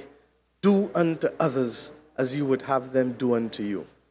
These things have even greater importance in our country given the climate that we face, and I don't mean the climate of the planet, I mean the climate of the country, and has greater significance for us today. So my friends, this is a journey that requires each and every one of us to participate, and to prepare our children, to prepare our people, to become resilient, to recognize that we need to benefit from that which is ours, which is not only land, but the ocean, to understand it, not to be afraid of it, and ultimately to recognize that we can lead the world by creating the Barbados Climate School, which will focus on persons from 4th form and 5th form, the lower 6 and upper 6, recognizing that on a parallel track, we will also create a similar school for robotics and AI, because without these tools of resilience and inquisitiveness and capacity, our children are liable to become victims of this world rather than shapers of their destiny and firm craftsmen of their fate. I ask those of us whose responsibility it is to help raise our children to recognize that school is only but one part of the learning that they must engage with, and that more often than not, it is the time spent outside of school, be it after school, be it weekends, or be it vacations, that also help to shape and mold who our children will become. And to that extent, all of the rest of us have a role to play. With respect to the Ministry of Education's transformative process as we go forward, the work that will be done at Charleston will start shortly and will be undertaken over the course of the next year. Similarly, the work at the Ursuline Convent, which will see the relocation of the Graydon Seeley School, will also be undertaken shortly later this year, so that we can ensure that those children also benefit from improved physical circumstances beyond that which they have had to endure for now. Parallel to that will continue to be the efforts of the Ministry of Education to expand early childhood education to all of our children who want it. The government is committed to doing this through a multi-year process, and we do it because we understand, as the Bajans would tell you, that it is the early groceries that make the difference. It is the early learning that makes the difference. It is the early diagnosis that makes the difference. And I therefore thank you in the Ministry of Education, in spite of all that you've had to endure, for you staying the course and recognizing that the process of transformation in education is not a 1-year or 2-year process. Equally, I say to the principals, you are the leaders that will make the difference to the kind of children that we will raise in this country, working in partnership with the parents. And Mr. Jeffrey Canada, I want to welcome you to Barbados. You have done extraordinary work at the Harlem Children's Zone, and you have shown that no child is incapable of learning irrespective of the circumstances of their birth. That you can share with our principals and our teachers through the assistance of XQ Foundation is a blessing. And we thank you for your willingness to be able to engage because it is only through partnership and communication that we can all raise our game. I want to thank XQ Foundation for believing in this vision and for recognizing that our advocacy on climate means little if we do not take the steps to prepare our people to be resilient and to adapt to the new reality. You could as easily said, "Wonderful speech," and moved on, but you didn't. You paused and you came and you believed in what we were doing, and you have helped this government also in persuading others that the impossible, Michael, yes, is possible.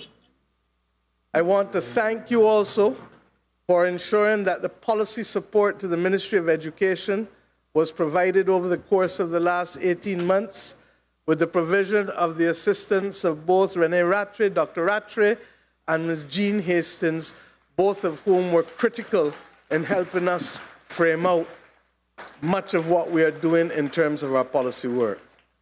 And I want to thank the Barbados team.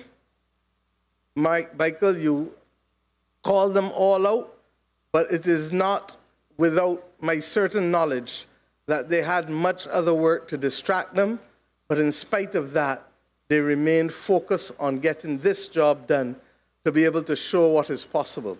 In a very real sense, our understanding of what mass timber can do is so critical not just to Barbados, but to this entire region.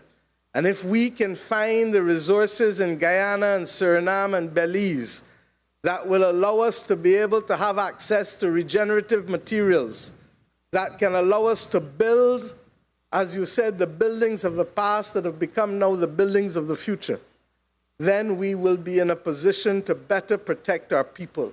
I look at this street here, and I see the 3 chattel houses with the gable roofs, and I will bet money that as old as they are, they will last longer than the chattel houses with the flat roof that came to be built after Hurricane Janet. And why? The physics simply does not work with the flat roofs. And that is why the Ministry of Housing and the Ministry of Environment will work across this country, not just to have people tie down their roofs with the roofing straps that Senior Minister Duguid has advocated across Barbados for the last few years, but to get Barbadians to build differently and to remember that there was a reason why those gable roofs and the hip roofs worked. There's a reason why the fixed louvers are in the top of the gable, and that the understanding of those who lived for centuries on this island, who faced difficult weather conditions too, even if not as regularly as we are going to face them, that withstood the test of time, and that which came to be associated with a hurried fix after Janet cannot be the standard that Barbados goes into the rest of the 21st century replicating in buildings in this country. And I ask the architects and the engineers of this nation to get on board and to make sure that in the construction of new buildings, be they houses or commercial buildings, that we guide Barbadians in the right way.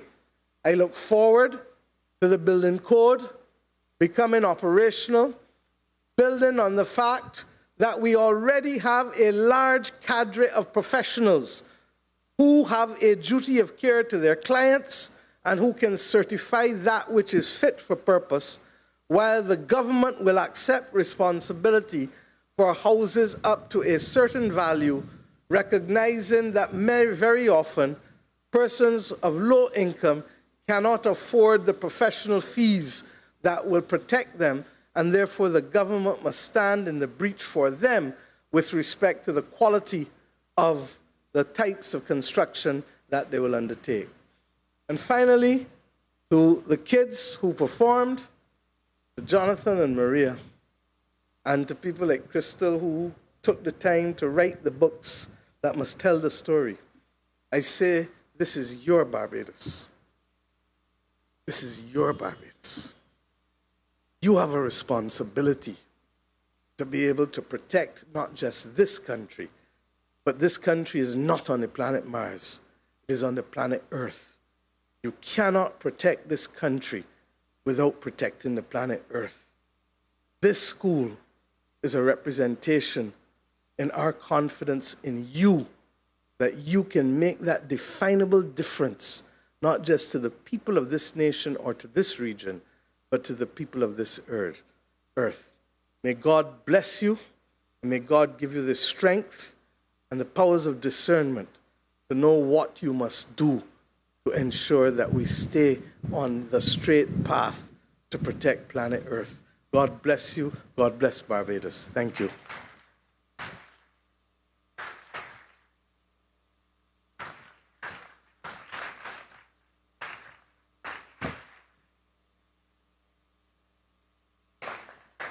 Thank you very much, Prime Minister. The Honorable Mia Amor Motley. As always, thought-provoking, but not foretelling gloom and doom, but focused on hope, solutions driven by our people, and more importantly, personal responsibility. For climate change is not a government problem or a scientific issue, but as we say in this region, an all-a-we challenge. And we need to be able to solve it together. Please, ladies and gentlemen, another round of applause for the Prime Minister. I now invite the President of the National Students' Council to move the vote of thanks, Mr. Javaya Young. Ladies and gentlemen, please be seated.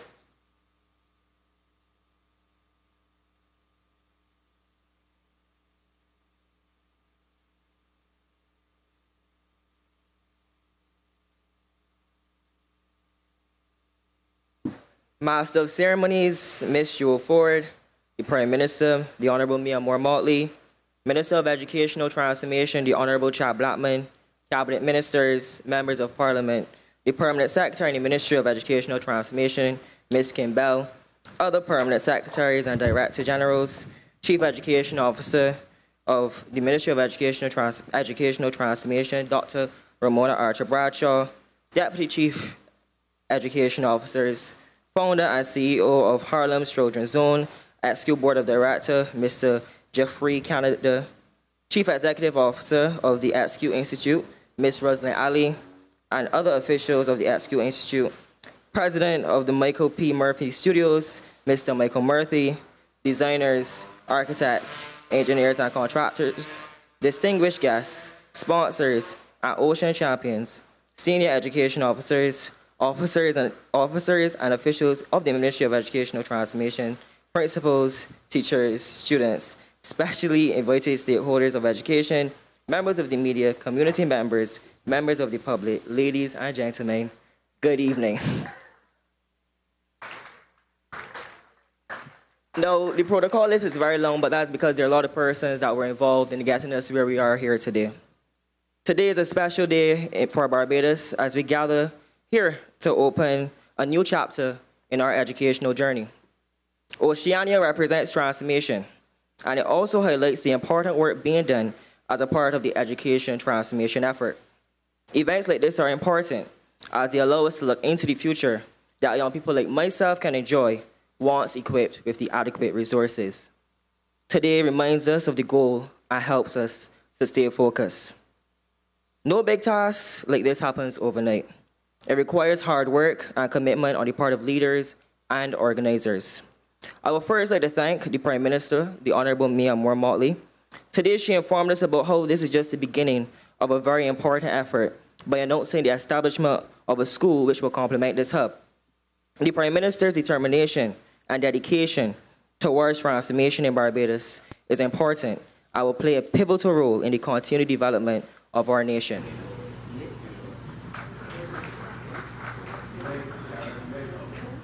Thank you to the Minister of Education, the Honorable Chad Blackman, for his modern and future-based vision for education, which is shown throughout his leadership, but was expressed especially today in his heartfelt presentation anchored in globalization and equity. To Michael Murphy, the architect, thank you for the hard work you put into designing this, but also for your willingness to ensure that the facility represents Barbados and is resistant to the problems faced here by our climate. The consideration of the shadow house in this design is incredibly respectful to our culture. Thank you because you were able to take an idea and turn it into something tangible, something useful, and something that would benefit a generation of young people.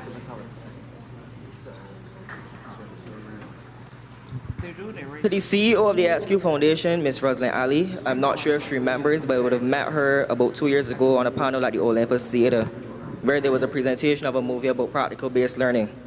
Ever since then, her dedication to education transformation in Barbados was evident, and it was even more evident today. So thank you very much, Roslyn. To the Chief Education Officer, Dr. Ramona Archer Bradshaw, I would like to thank you beyond just the work that is on display today. She has led with vision and purpose in her role at the ministry, and as she stated in the video presented earlier today, education going forward must be fair, inclusive, relevant, and modern. And she pointed out how we can turn what-ifs into what-is. To the St. Leonard's Boys Steel Pan players, the Tuck Band, Kimani Devonish, who would have serenaded us wonderfully in song, thank you for making this event enjoyable. Thank you for showing people that our generation is not lost.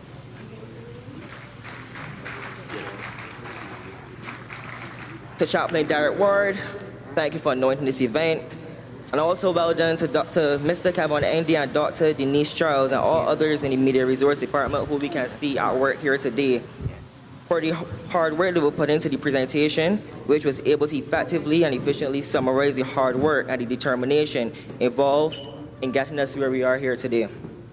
I would like to thank the various secondary school students who would have been involved in the beautiful poetic performance titled In the Eyes of a Child.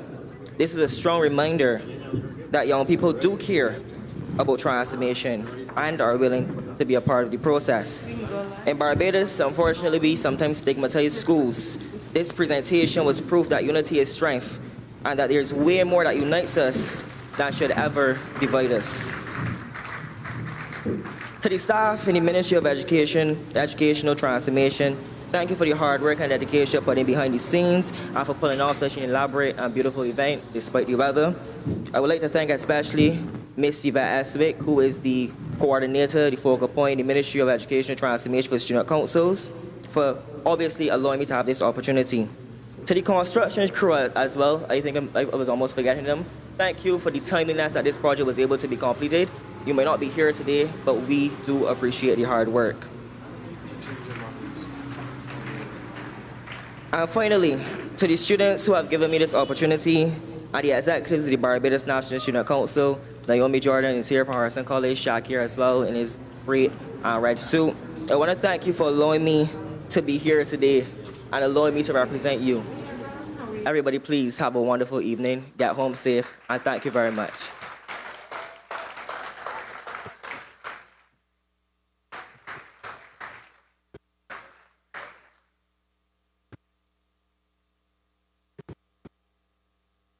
Thank you so much to Mr. Javaria Young. Ladies and gentlemen, students, we have reached the moment that we have all been waiting for, the official opening of this beautiful building, well, before you and behind me, the Oceana Innovation Hub. I now invite the official party, Prime Minister Motley, Ms. Roslyn Ali, Mr. Michael Murphy, Minister Blackman, and students Jonathan Newland and Maria Marshall to facilitate a special sand pouring ceremony, followed by the unveiling of a plaque to signal the opening of the hub.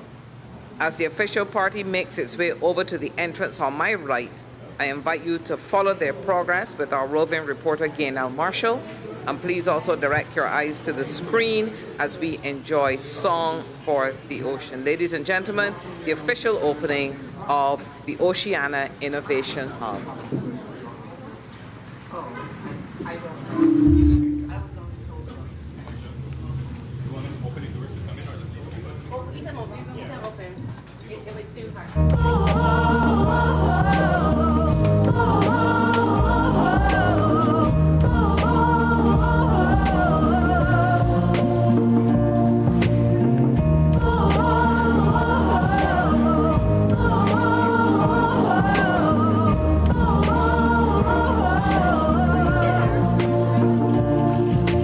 Children of the earth, I'm calling out.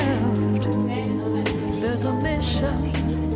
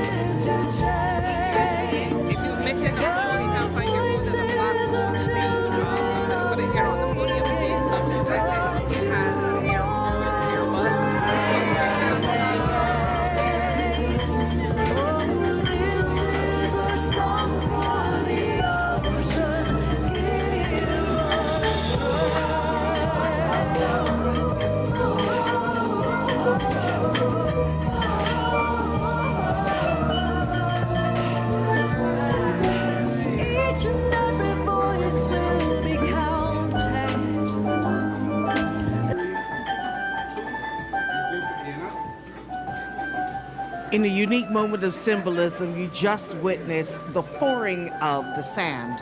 Why sand, you say? Why not?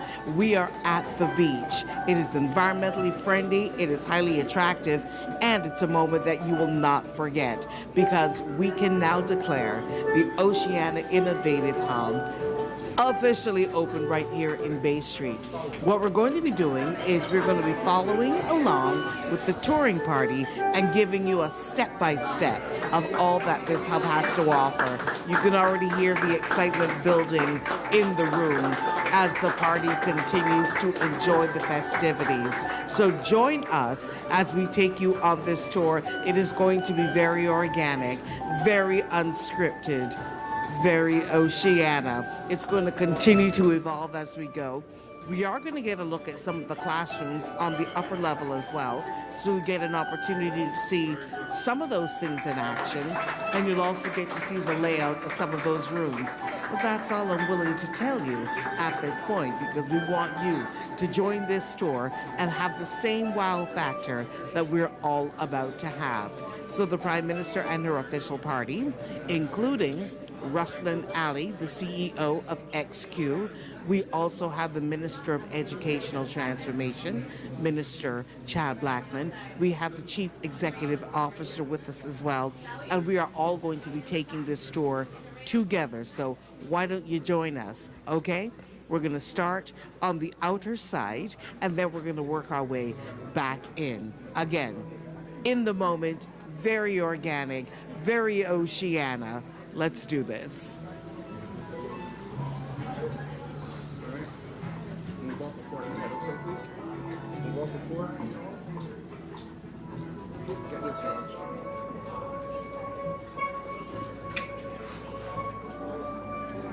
Catch the unveiling.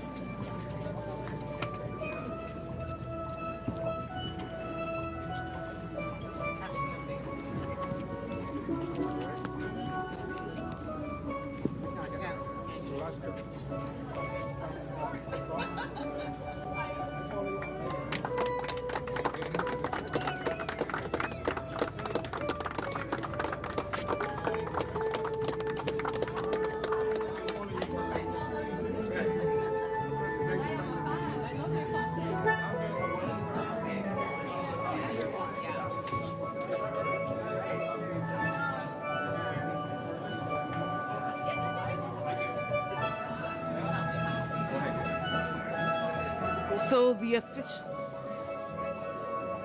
official unveiling of the plaque has just happened.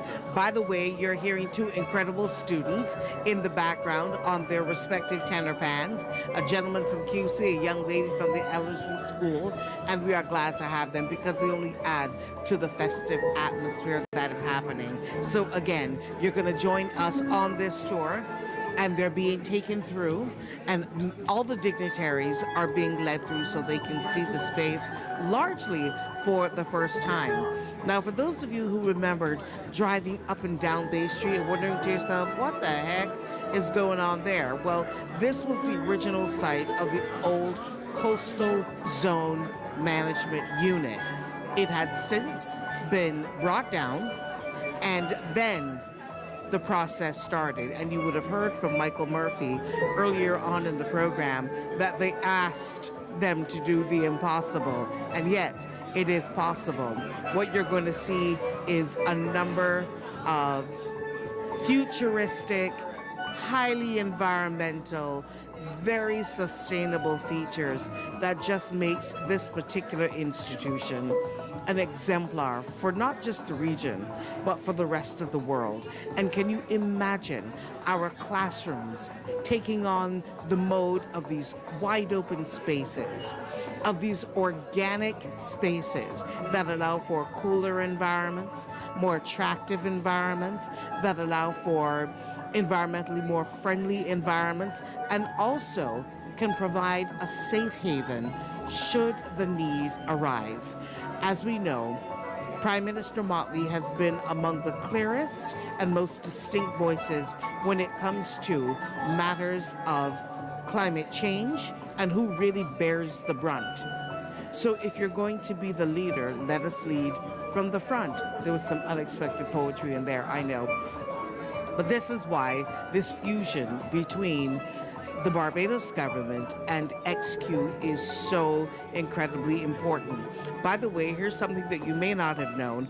Earlier today, there was some groundbreaking at the Chelston site. So we'll talk more about that later. Come this way and let us follow the party to see what they're going to see next, because we're all seeing it for the first time. We want the wow factor.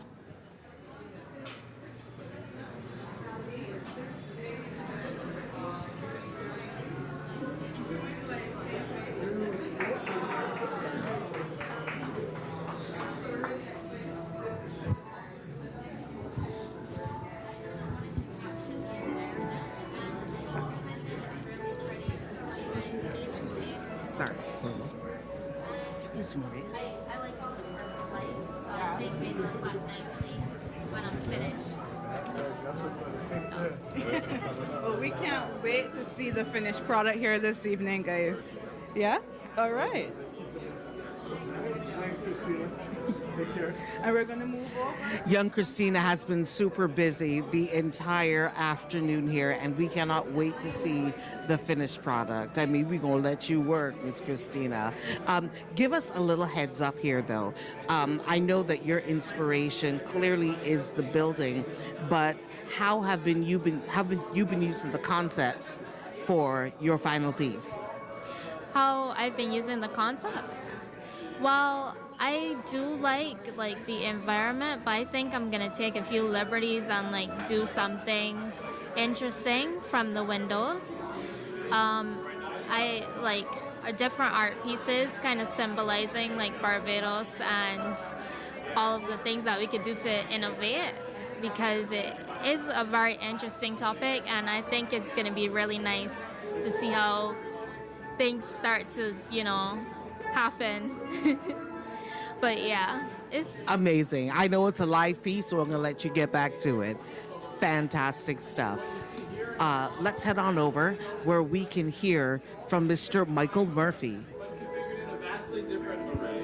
Imagine every school working with our students and our teachers designing a new format for every school. It gives it infinite variety, but also the same systems that can be developed ahead of time and replicated over and over again.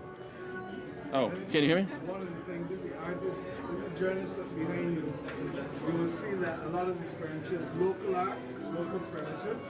So you can take the photographs of who are also responsible for the furniture inside this building. That's right. The Prime Minister is mentioning that everything made here has been locally made, especially with local artisans.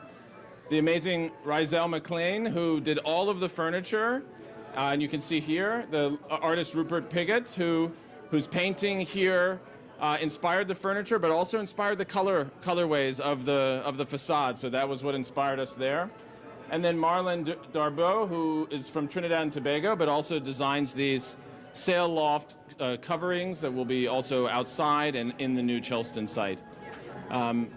So many questions I'm sure you have about the design, but just look above you. You can see what's called mass timber. What does that mean? It means each one of these pieces of wood has been laminated on top of each other to create these long span constructions. There's no steel in this building. There's very little metal, and it's all made out of wood. Now, wood, you might say, is that a fire problem? Actually, no. This wood is more fire resistant than steel. It burns slower. It chars on the outside. So constructing with timber in this laminated mass timber way, this cross-laminated way, actually is a way to create stronger, more durable, more fire-resistant, and more regenerative buildings. It's actually quite innovative. Our friends from WOHO, Borja, and Anton Garcia-Abril innovated this project, built it in a few months, and brought it here on island. We're very, very impressed by all that they've done. Okay. So I think it's a time for us to just circle around, and then we're going to head right upstairs where the fun really begins. Excellent stuff. So we got a fantastic lesson in what has happened, and we learned some things along the way, okay? So not only is it more fire resistant, but not having to use steel is actually a benefit. We are going to circle around with the rest of the party. We're not going to miss anything because you're joining the party with us. Again, super organic, unscripted. It's happening in the moment, so join us as it happens. So we're going to head on upstairs now with the party, and we're going to get to see an opportunity. I understand there are some interesting clubs that have already started to work upstairs in the classrooms where they're situated, and the classrooms are also an incredible feature. And once we get up there, I hope that we get to hear about how these concepts came together. So follow us.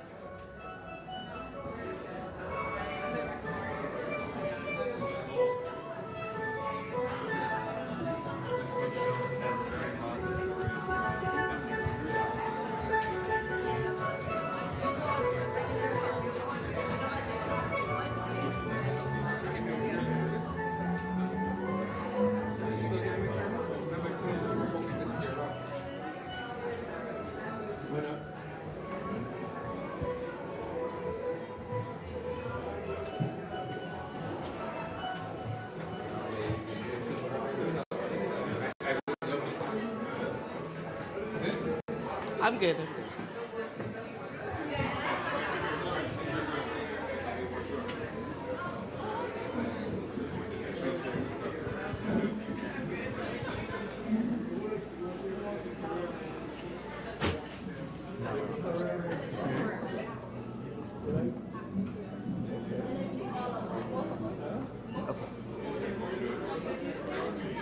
So we've come upstairs, and already the first thing we notice is that we have a very open plan situation, right? And each one of these desks is in like a hexagon shape, which means that they can easily be joined together for a bigger group setting or pulled apart for smaller groups to work. Why? Because when it comes to education transformation, at the core is group learning, right? Project-based learning, working together, problem solving together, sharing ideas, and your seating has to reflect that. So if you take a look here, you will see the design of the tables, you'll see the design of the chairs, and you'll see that they're also ergonomically correct, right? So take a look at what's going on here, and we will see exactly what we're talking about. These kids have been at it now for the longest time, and they've also had the opportunity to be exchanging ideas among themselves.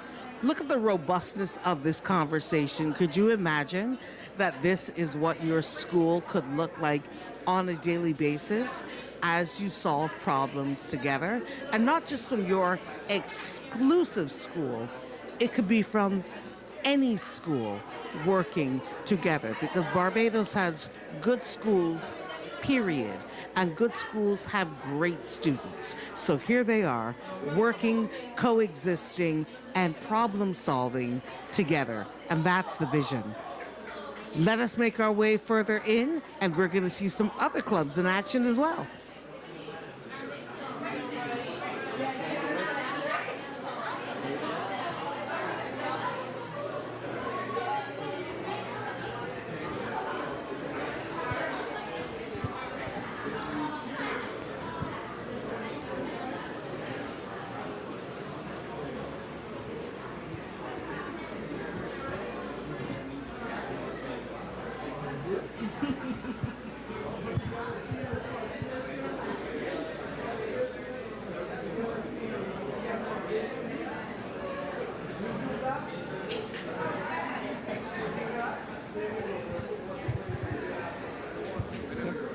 Right now we have some of our major student leaders, some of our lead voices. We have young Jonathan, who we have heard from many, many times, and we also have young Maria Marshall, who we have heard from many, many times.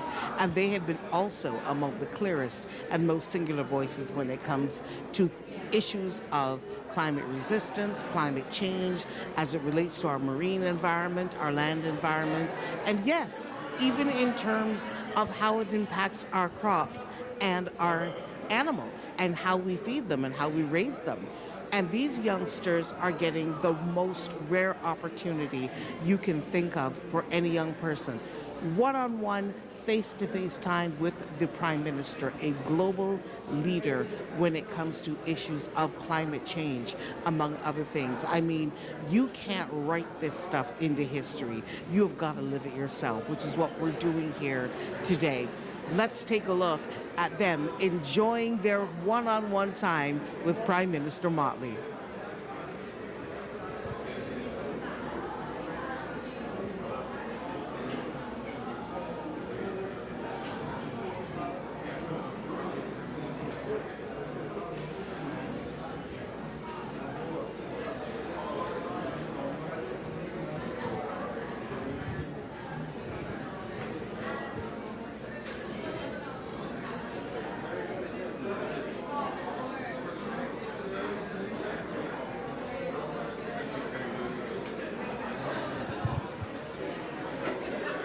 So this particular section involves VR, virtual reality, and I was told that there was an entire setup here and people actually have the VR goggles, which means you get to experience what's happening on the screen in real time and be completely immersed in the experience. And that is also one of the key features of this particular innovative hub.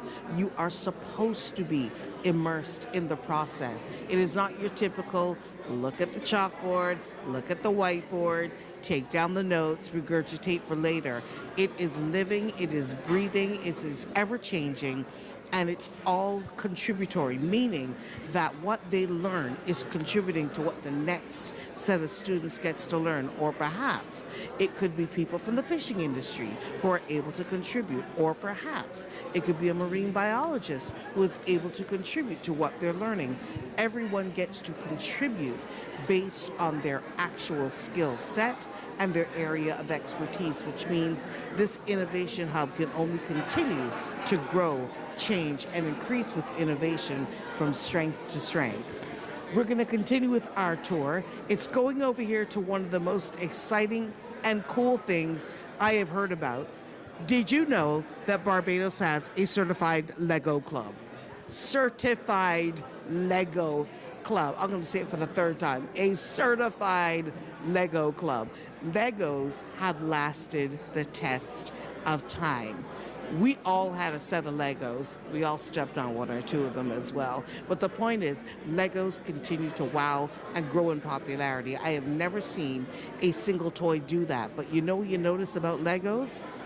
They make you think. They make you create. You got to come together and come up with the most amazing, compelling designs. And that's why there's an entire club. And all Lego lovers around the world, they can unite on the same premise. They love Legos. Let's take a look to see what some of these creative minds have been coming up with. The Lego Club of Barbados. Come on now.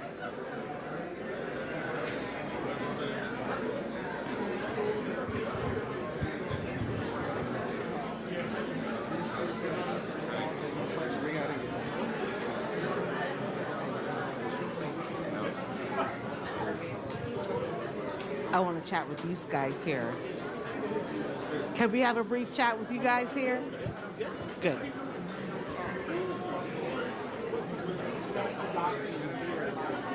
So this amazingly caught my eye because I'm thinking to myself, this looks almost familiar, but I don't want to assume.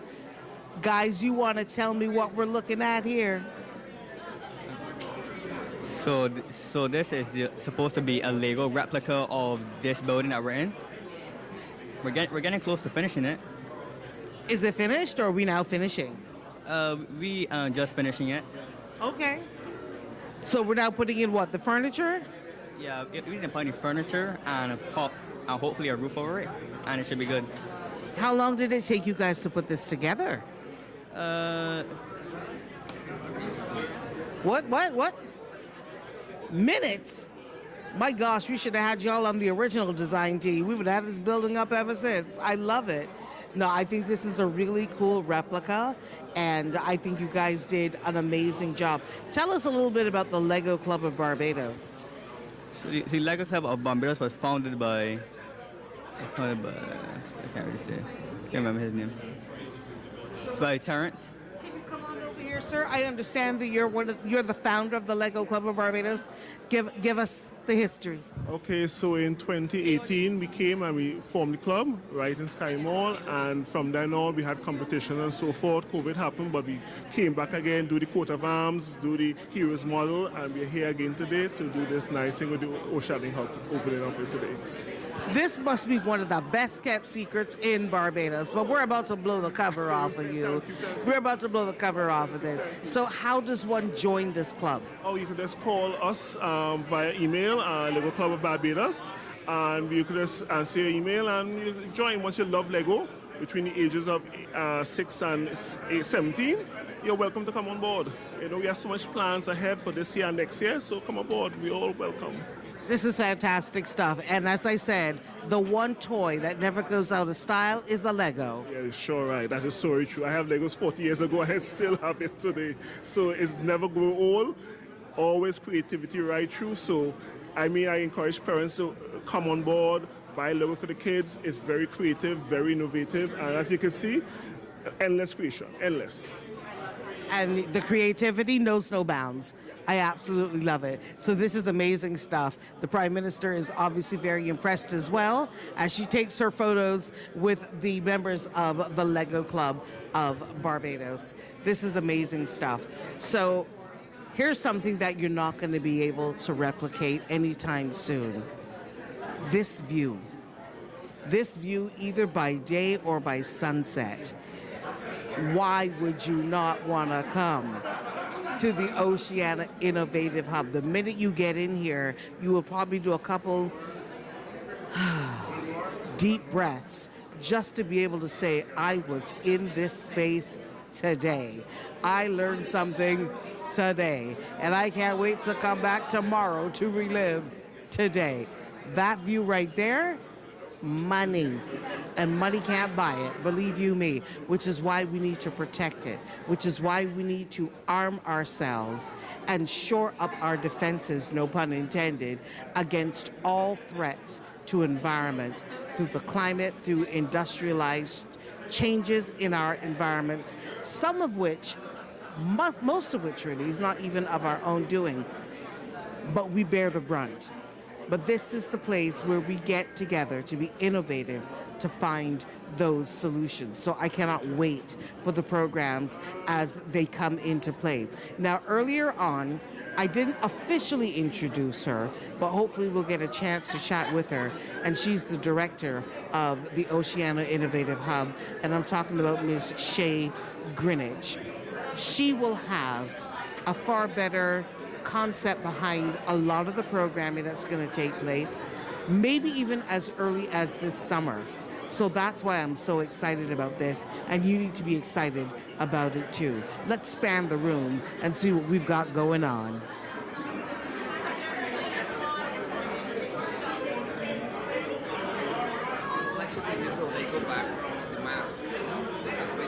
Oh, the Lego.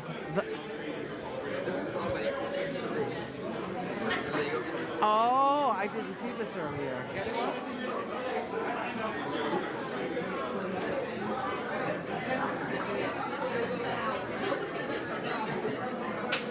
So this is our third major project. We have done one for the Parliament building, Coat of Arms. The national hero is housed in the Museum of Barbados, and today the flag of Barbados. And the kids absolutely love what they're doing, and they love the finished product, which is what is amazing about this. So fantastic job. So this Lego Club, awesome stuff. And again, we are talking about actual classrooms that we are in. So it can have this club while this club is going on simultaneously, while that club is going on simultaneously, and no one is stepping over each other or, interfering with each other, because they're all engrossed in their areas of interest. And that's what you want, to be able to celebrate students and their strengths where they lie, because they can all coexist, they can all co-create, they can all join together and learn from each other and just have a greater sense of appreciation for what true education and true learning is all about. And everything that you see and hear represents what innovation and real learning is all about.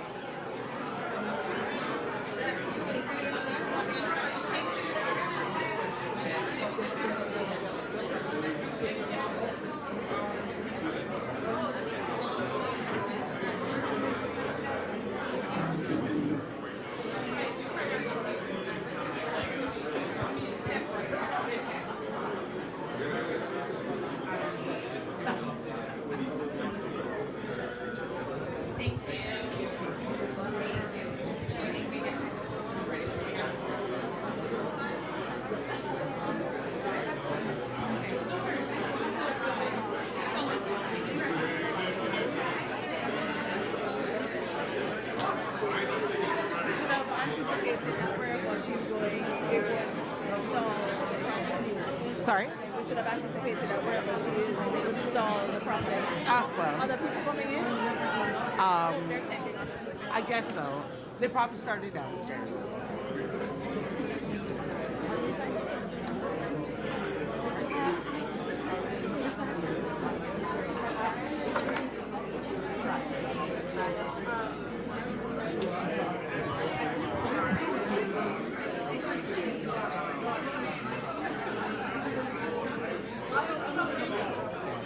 Don't worry.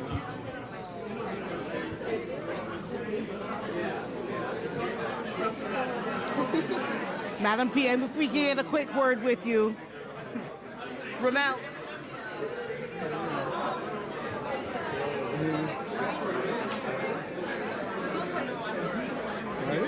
Yes. Madam PM, now that thine eyes have seen and we have officially opened, especially with the symbolic pouring of the sand, your voice has been among the clearest globally when it comes to climate resilience. What does having an exemplar institution like this mean for you, not only as a leader, but as a Barbadian mean, to have it right here on the sand? As I said, there's so many things. The fact that we can have our children understand the importance of protecting the sea so the sea can protect us is the most important thing for the longevity of this country and its people. The fact that we can have children collaborating here from different schools, and for those who are not Bajan, you don't understand exactly why this is so important to us. So regardless of whether you got 30 and 11 plus, 40 and 11 plus, 90 and 11 plus, or 100 and 11 plus, what you saw in here today was kids collaborating and working together. And this space allows us to be able to experiment with project-based learning and to cause all of us to recognize that it really is more about what we put into each exercise and how we learn rather than where we've come from or what we were born with.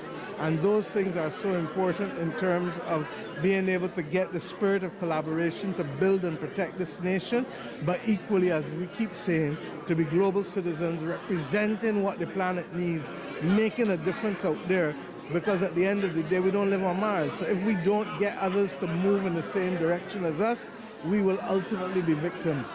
So at so many different levels. And then in here, we've been able to represent what Bajan artists have been able to do in terms of the furniture, what Bajan artists have been able to do with the artwork, what regional artists, Trinidadian artists have been able to do with the use of sails and colors, so that this, in every real sense, is a celebration of the Caribbean civilization and the Caribbean Sea. And for education transformation, everything seems to be just exhibited just right. How you envision learning going forward. Yeah, the educational transformation is a process. And as I said, the fact that we can have project-based learning come alive in here, as opposed to just simply telling people, well, we want to do project-based learning. But what does project-based learning look like? Bring them in here, they have the project, they're working collaboratively, they're solving problems together, they're finding the solutions on their own.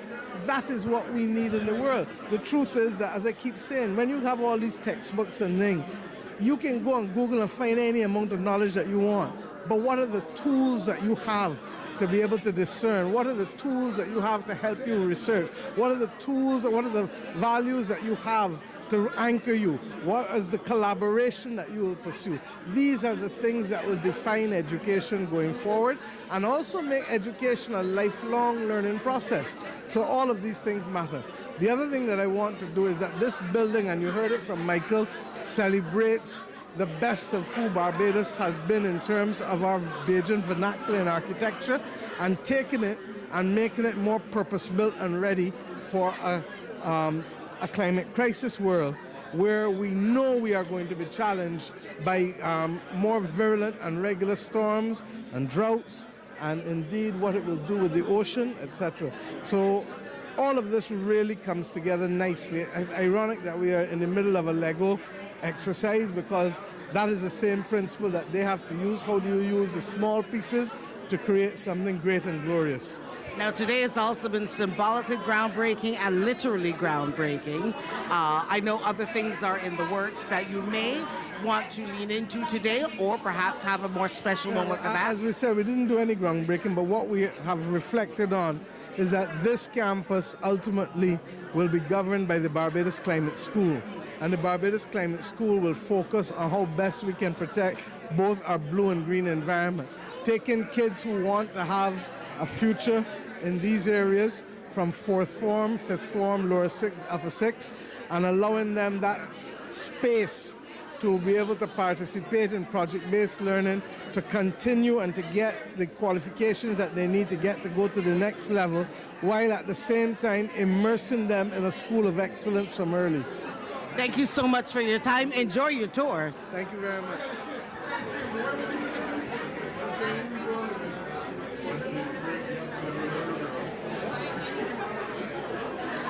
So this perfect background right here is exactly what the Prime Minister was referring to. I mean, this has got to be one of the sites of one of the most enviable beaches anywhere in the world. And this is actually the site of a school. You understand, a school is sitting here, and that is your background. That is unreal, surreal, but it's very real right here in Barbados, because this is the official site of the Oceana Innovative Hub.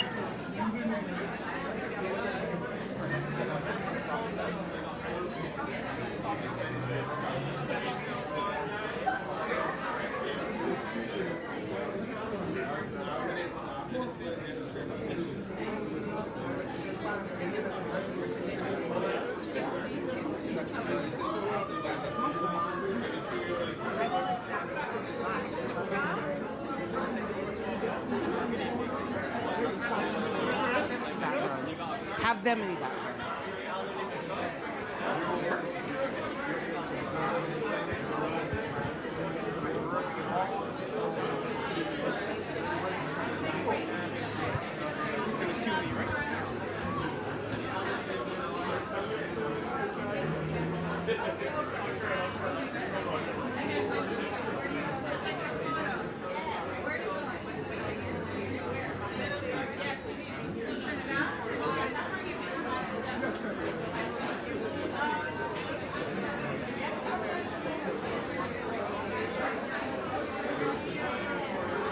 So for those of us on site, we're going to continue to enjoy this particular tour. And for our guests downstairs, they're now beginning their tour. So this is going to be an amazing evening, but it's going to be an evening of celebration as well, because in true Barbadian style, we celebrate everything. We celebrate with food, we celebrate with friends and family, and we celebrate with culture and entertainment. We've got Nikita and Edwin coming up later on for us who are here on the ground.